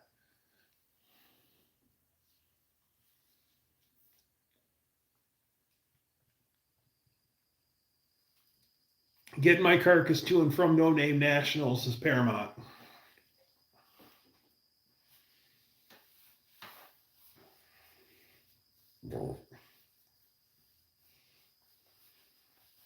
Yeah, Alex from Hubert's Projects always says that I'm the guy that likes to spend his money, because he'll say, I'm looking for this. And then back when I could cruise, because I don't marketplace or I don't Facebook, but I used to cruise marketplace every day. And now they won't let me touch anything. So anyways, back when I would search, I'd search marketplace high and low and just show him all sorts of stuff. And he's like, damn it, you're a bad influence. And I'm like, wah. Try to keep an eye on the ad for you. Thanks there, 6%. I appreciate it. Really, all I need is they're Mopar cop wheels, and I need 2. I have 2. I need 2 more. Bad influences all around. Oh yeah. The sad thing is that a friend of mine was trying to quit drinking, and he could, or she could, abstain from alcohol all week. And then she would go to an AA meeting and then instantly leave there and go get drunk. Usually with people that she met at AA. I guess what it really boils down to is, when those people are ready to quit drinking, you got to be ready to quit drinking.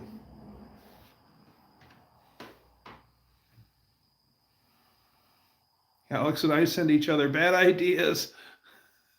I took that bullet for you. I need what? Oh, I need to make sure, just make sure that I have a safe trip from Michigan to Missouri and back for No Name. That's all. And then oh, I need 2 Mopar cop wheels. That's what I need. The 15 by 7 Mopar cop wheel. I only need 2.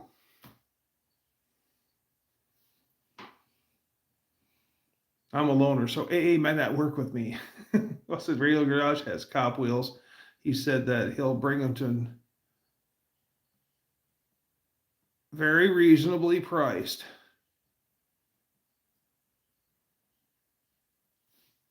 Okay, fine. Yeah, I'll buy them off of BRG. Yeah.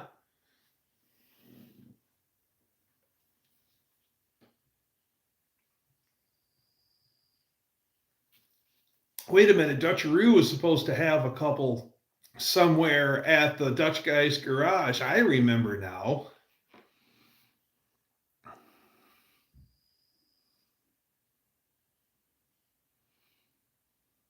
Cool cop wheels have no nubs and are 15 by 8s. Yeah, those are the cool ones.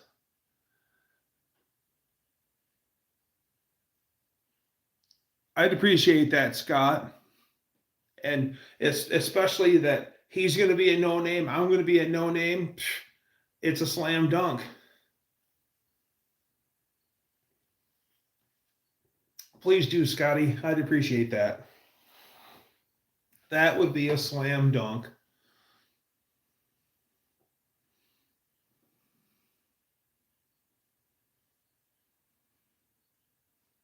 The RG is bringing a truckload of parts for everyone.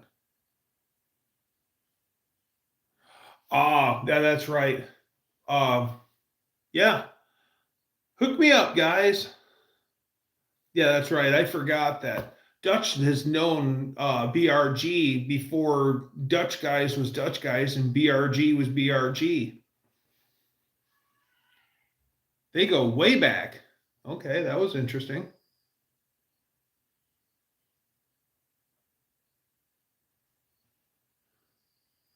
Good Lord, everyone's going to be... Between now and No Name, I could see BR Chris coming up to me going, here's your Mopar wheels. Yes, I know you want them. Everybody lets me know.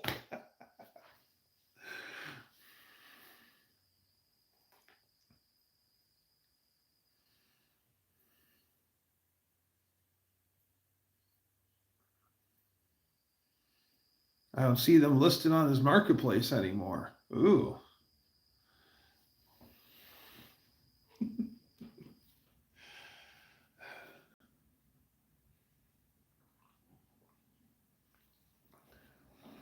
And as usual, I'm bringing an entire cooler. I'll probably be picking that up this week. I'm going to be bringing an entire cooler of cheap Faygo pop and all my favorite flavors down to No Name Nationals. So come on over to my area, and there'll be a cooler specifically for good cold pop. Free. Enjoy, drink as much as you want. I'll get all the good stuff. Lemon lime, root beer, rock and rye, which is a cream cola, orange, red pop. No, I'm not a juggalo. Not a juggalo. I actually have a job. I'm not addicted to meth. I don't hump my sister. Not a juggalo. Well, if you come to No Name Nationals, Danster, you could get your fill of all the Faygo you can drink in a weekend.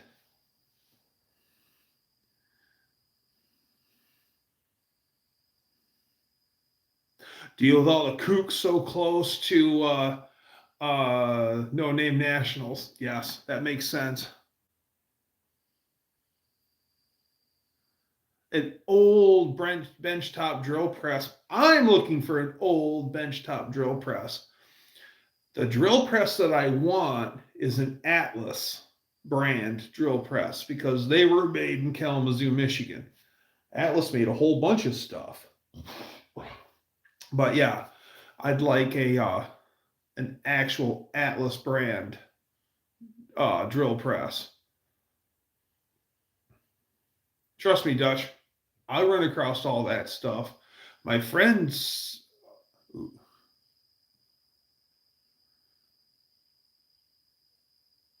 Oh, benchtop drill press, not freestanding. Okay.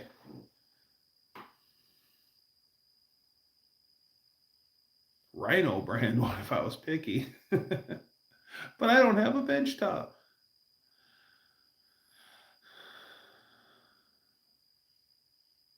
I have a very old Delta that's been passed down to me, so I'm keeping that bad boy. That's right. That's right. That's a hit. Yes, sir. Good job, 6%. Mean Street Mopar. What's happening, my guy? Put it on my trailer when I use it. My friend Rolly has a couple magnetic drill presses. Man alive, are those things cool and handy. So handy. Yeah, those are cool. And he doesn't loan them out to anyone. Hardly anyone, but I'm sure I could pick up the phone and be like, I need to use your mag drill. And I would probably get this. Okay, what do you need it for? What are you doing with it? And I'd have to explain myself. And if it fit the bill, he'd let me use it. But he'd be like, oh, no, that's not what you need for this job. And he'd tell you what I do need. But Yeah, he's got two sizes of mag drills. Those things are bad to the bone. Rhinos have no safeties, just the way Hank Williams and Dale Earnhardt intended. That's right. My work has them for drilling semi-frames. Yes. Yes. Yeah. And these are good mag drills too, because there's cheap ones that are garbage. I've used the garbage ones.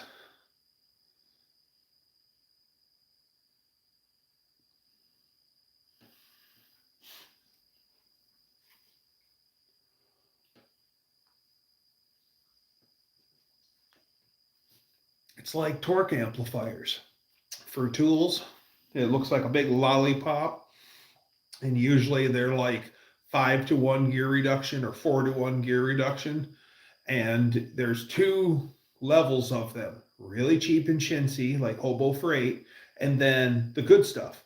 There's no middle ground. Either you get a cheap one that sort of works but will wear out over time, or you paid the big dollars for the really skookum one that you'll probably never wear out, but you paid dearly for it. But man, those things, hold my beer and watch this. My Corolla could use one of them torque amplifiers.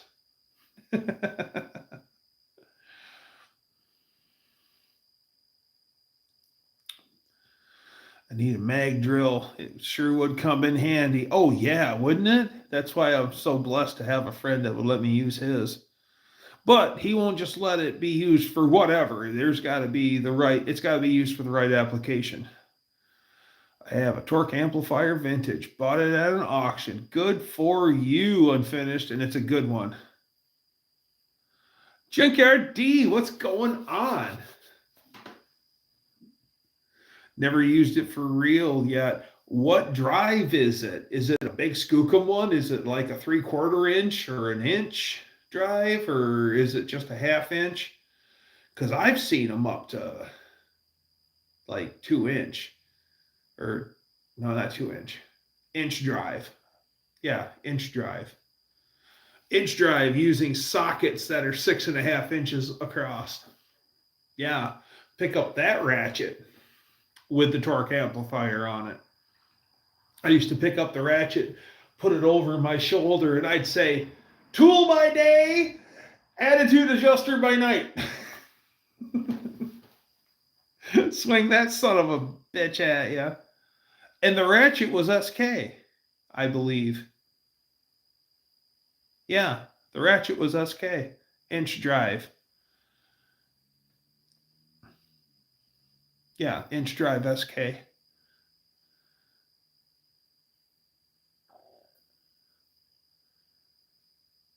Super heavy. Oh, yeah. Yeah, super heavy. Super skookum. Yeah, those things are neat. Handy. Bernie, I used to work in auto parts, and they had the old maintenance guy, Bernie. He had been there for 2 days short of eternity, and Bernie had his toolboxes weren't toolboxes anymore. Well, they were toolboxes, but they were job boxes. So that's how much tools that Bernie had. So he had a whole 4 job boxes were just Bernie's tools that he let everyone in the shop use as long as they brought them back. That was the rule. You're welcome to use them. You break them, talk to me about it, and I'll get it swapped out or whatever. Don't hide it from me. Big deal. We break tools. That's what happens. And you're welcome to use whatever. Bring it back. And so all those guys got spoiled because Bernie had torque amplifiers from everything from 1/4 inch all the way up to inch, like over an inch, and come in handy all over the place. Well, the company kept doing shady stuff, and they kept screwing Bernie over. And Bernie finally had enough. And Bernie went and got a job as the maintenance supervisor at some plant making juice. And Bernie was just the night shift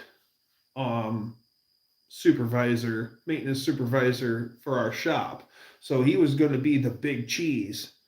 And he finally put in his last day. We had a party for him, and then he made 4 trips, all of his tools out of there. Each of those job boxes, he hauled it in his pickup truck. And you should have seen the big change our maintenance department had when Bernie left, because Bernie took all the tools with him. All that specialty stuff that Bernie had that everyone just assumed was the company's. Nope, that was Bernie's. Things changed very quickly. I think they realized they lost a lot when they lost Bernie, but it took Bernie leaving for them to realize that.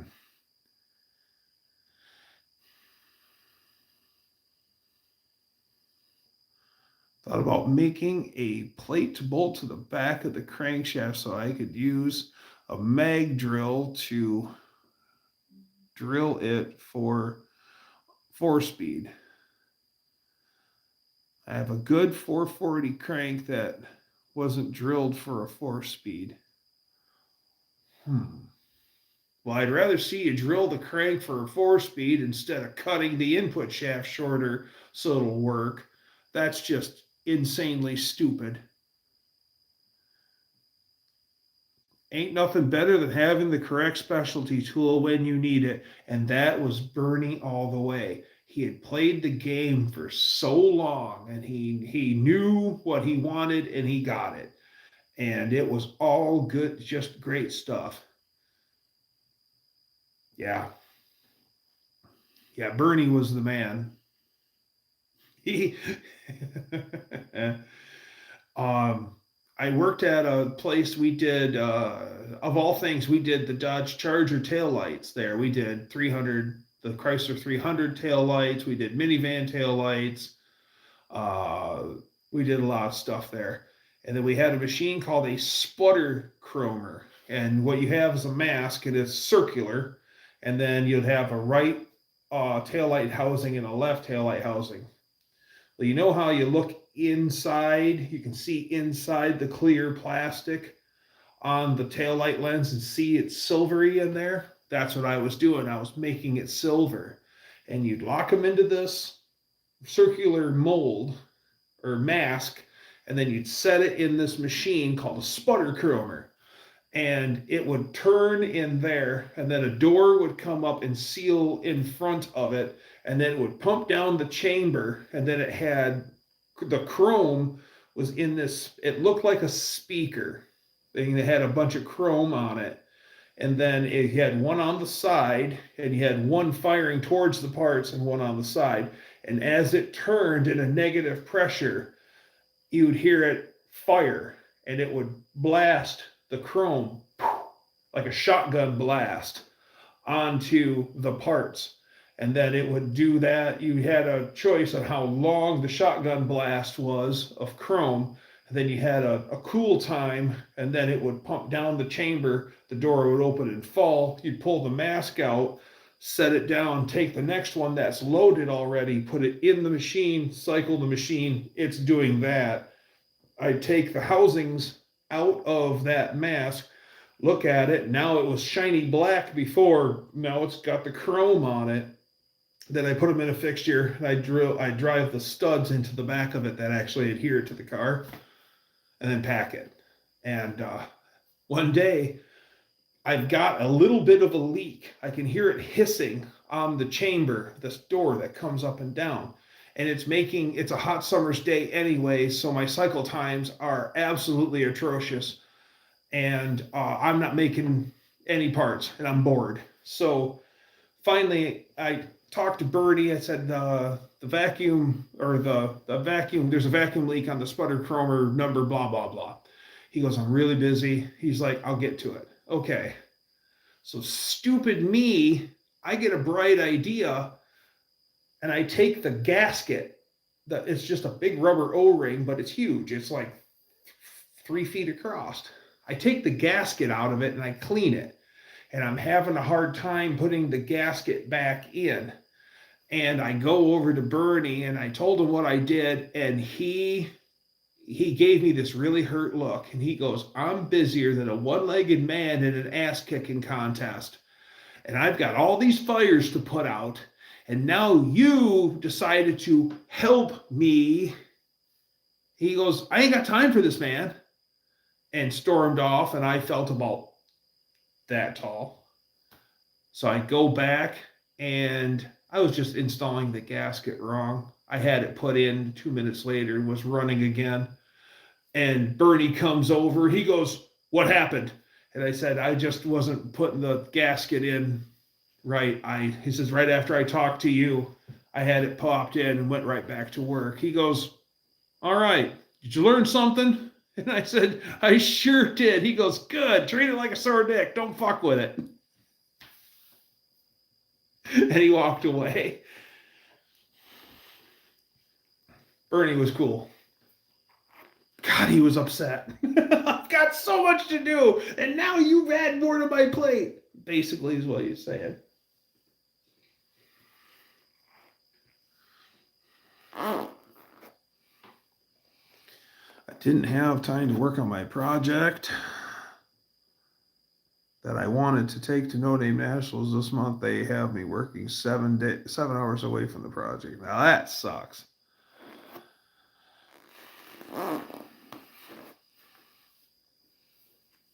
But I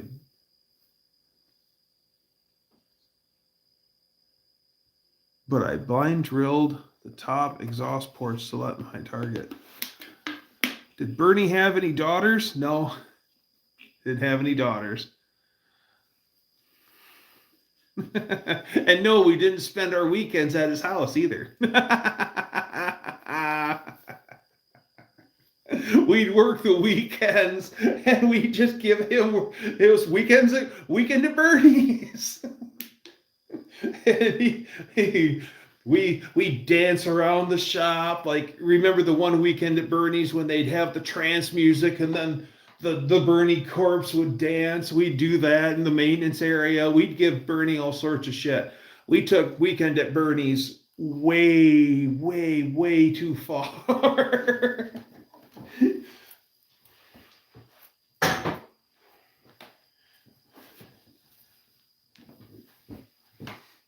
One day, Bernie calls me, and he goes, because I'm driving production high-low. He goes, meet me by the dumpster. I need you here now. All right, Bernie, I'm on my way. And I get there, and the building was built into the back of a hillside. And so it's really tall on the back end, of course. And then our dumpster was on the ground next to the building, and they had made this big steel funnelly slide thing that went from the port in the shop all the way down to the compactor. And some idiot all the time wouldn't have the dumpster chained off right, and then they'd pull the handle on the auto dump thing, and then all the weight would heave forward, and the dumpster would go for a ride with all the garbage down to the bottom by the compactor. And he needed me to tow that thing out. I think in the time I worked there, I pulled the dumpster out of that chute probably 10 times.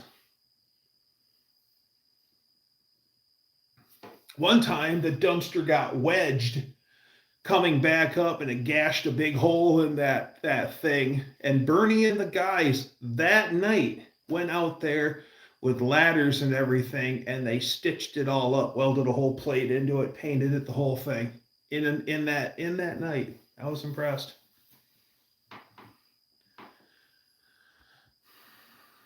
North Dakota, working in northern central Nebraska.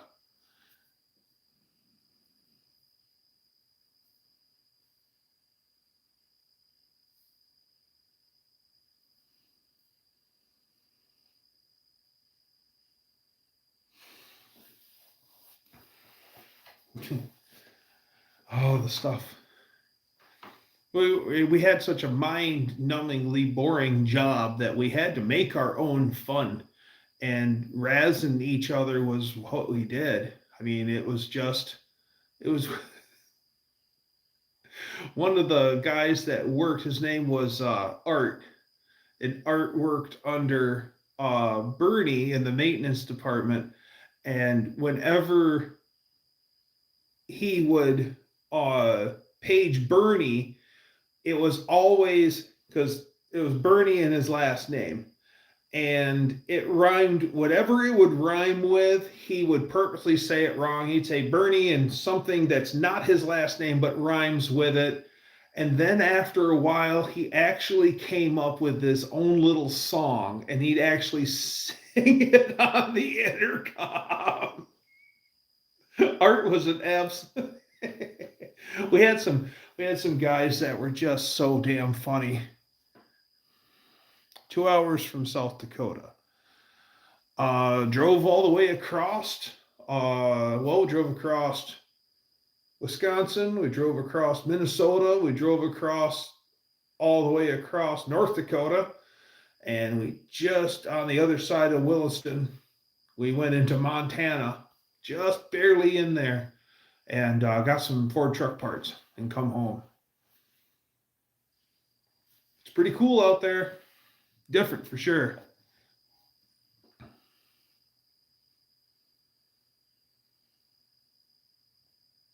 All bolted to the block. I didn't realize.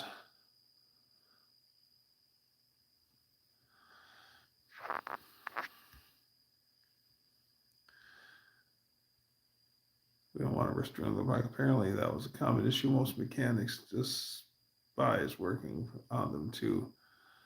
I got lucky, too, to find this guy 30 miles from us. I've never moved a dumpster. Okay.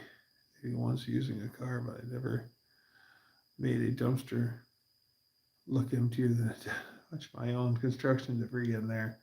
Oh, yeah, we had these big dumpsters. Well, the facility that I worked in was, we did a lot of paint work there, especially back in the day. Before they were doing the sputter chroming stuff like I was just talking about. We also do metallizing, which is a very interesting process too. I'll talk about some other time. And then, but before then, there was a lot of masking of parts and painting stuff, argent silver.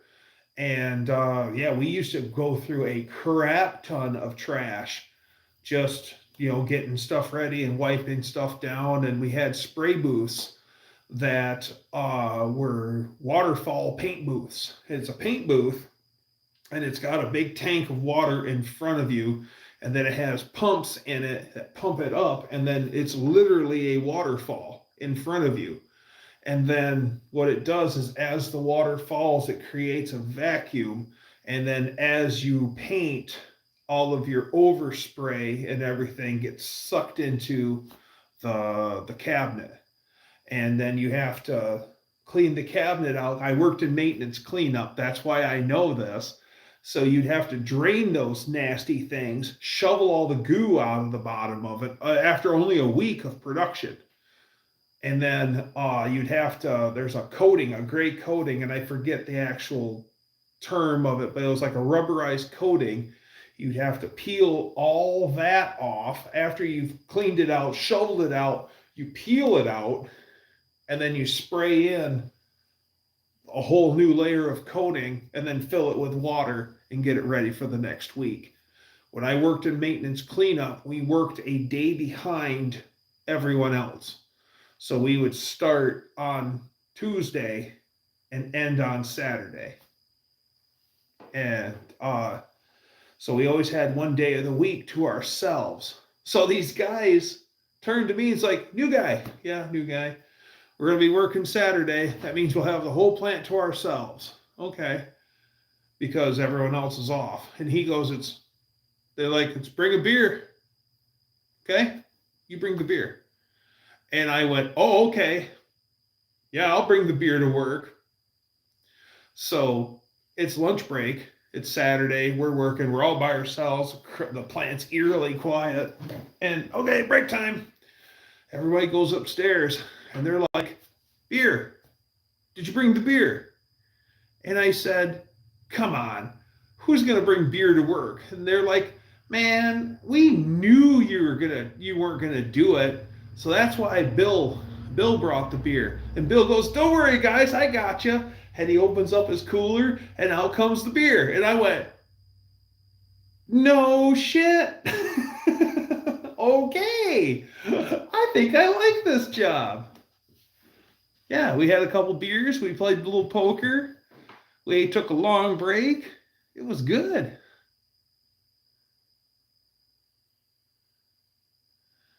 DEF. Oh, that stuff is terrible. That stuff is corrosive as frig. That stuff is corrosive as corrosive can be. It is terrible on stuff.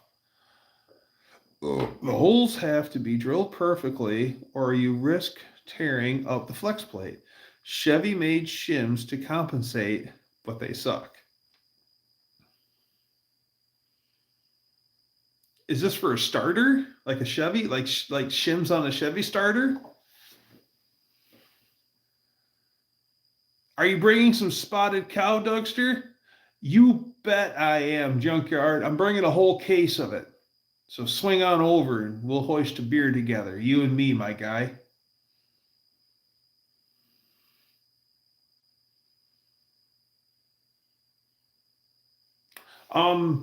As much as I want that D150, please do take pictures of it because I want to see what a Mississippi truck looks like versus a Michigan truck. But until either A, I get my CBX up and going, or B, I get Shop Truck up and going, I cannot buy another project. It's a can, but you got it, Junkyard. You got it. Yeah, so I'll bring some only in Wisconsin beer down to No Name to share with everyone this year.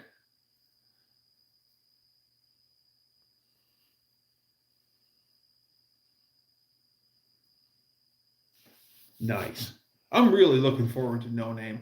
Oh, and I didn't tell everyone, this weekend, this up and coming weekend, is the Vintage Motorcycle Show at the Gilmore Car Museum, which isn't that far away from the Wolverine Garage. And so I always go to the Vintage Cycle Show. I've got some great friends that I've made out there, plus me and my friend Freckle always go. And Wisconsin! And so this year I plan on taking my Valkyrie and riding it in the museum's vintage ride. And they have they segregate all of the vintage riders into two groups, fast group and slow group. Fast group is more modern bikes that can do the same, highway speeds. And then they have the oops, I knocked that over. And then they have the slow group, which is like your Vespa scooters and your 1939 Harleys and your Indians and stuff like that. Stuff that can't do normal highway speeds. So we all dispatch at the same time, and we both drive the same route, but like the fast group goes clockwise and the slow group goes counterclock. So somewhere in our journey, we cross each other and get to see each other. It's pretty cool. I got to do it with my CB750, my 72 CB750. So I'm looking forward to doing the vintage ride again because you see so much great iron out there, and it's all running, driving stuff. And you take a break and people come over and check out your stuff. And of course, you're checking out other people's stuff. It's a lot of fun. So yeah, I plan on being part of the vintage ride this year with the Valkyrie.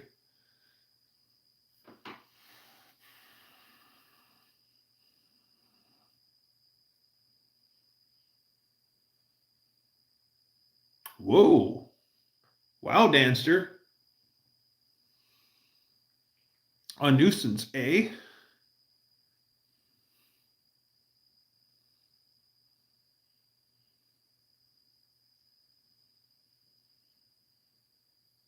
Yep. You don't want to piss off people with a lot of power in high places.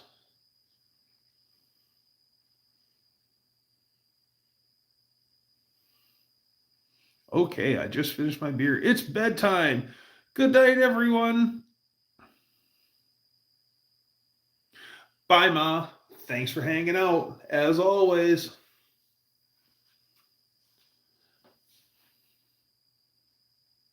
I don't have FU money.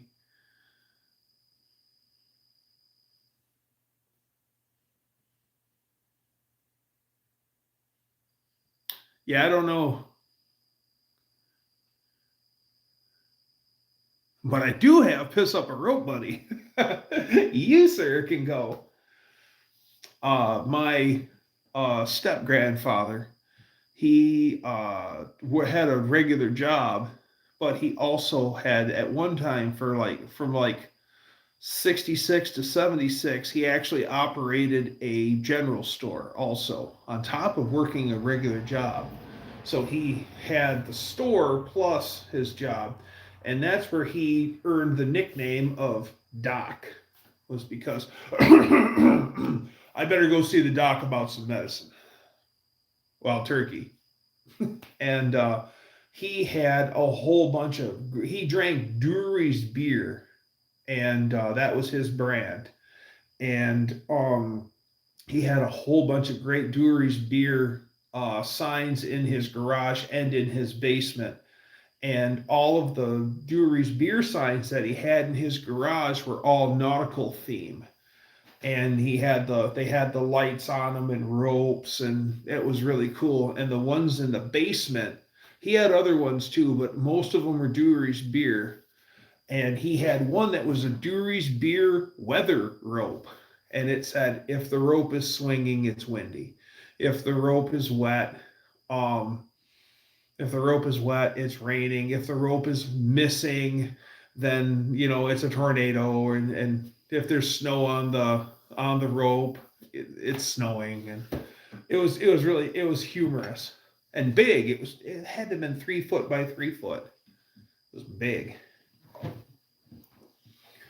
All of Grandpa's beer signs were hung up on around the mantle. He had a finished basement, and the whole wall of the den area was a fireplace, and then all the beer signs were hung around it. It was really good.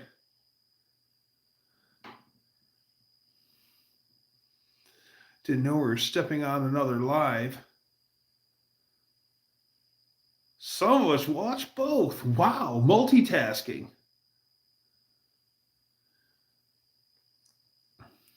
Wow. 1994 Beetle. Only 50 made. Cool. Speaking of Beetle, if you've seen my short, one of my neighbors had come over and introduced himself, and he tore apart a 70 Beetle to make a trike. And he's got a whole bunch of parts left over from that. And he's tried to sell them, and nobody wants them. And then he sees me and Lady Dougster working on our Beetle, and he just comes over. He brought a whole load of parts over already, including that Bilstein jack, which is way cool. It's got, it works on, have you ever seen the pipe clamps? The old school pipe clamps where you have the doohickey that slides on a piece of pipe, and then it's a C clamp at whatever length, as long as you've got the pipe to do it. It's a C clamp for it. If you put the ends on, that's what this is like, except it walks up and down the shaft. It's fascinating. I finally got it all working.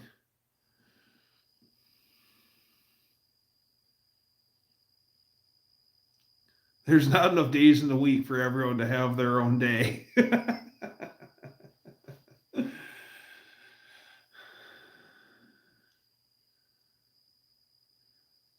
It was to commemorate 40 years of Volkswagen in Mexico. Wow.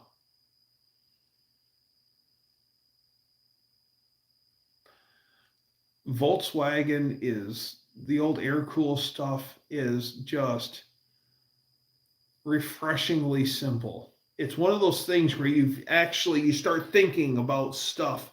You're like, oh, it could be this, it could be this, it could be this, it could be this, it could be this. Wait, stop. This is a Beetle. This is simple.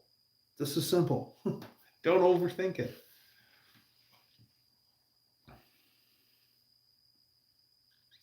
Don't know why we quit seeing Danny Boyd.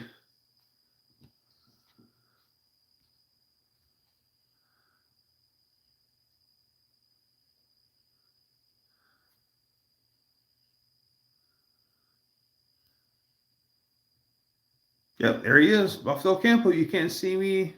You can't see my comments? He just asked.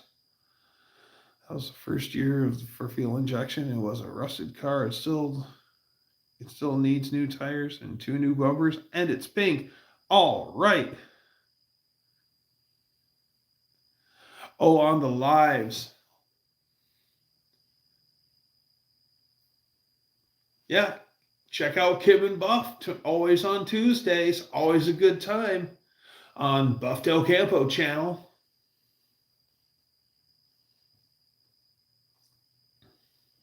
I just love this car community and how we all have different expertise in different things, and we all try to help one another with our experiences, and you know, like I know how to do that, and here's how it's done, and it's just wonderful.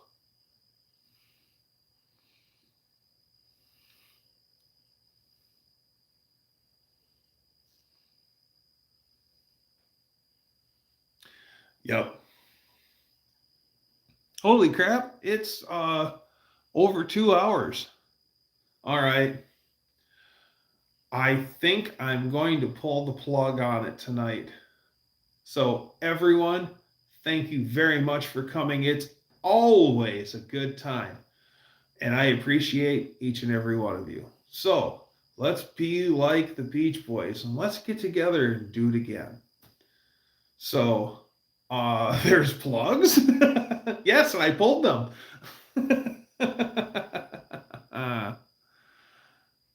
Oh, Dr. G. So come again. Same Dougster time, same Dougster channel. Bye, everybody.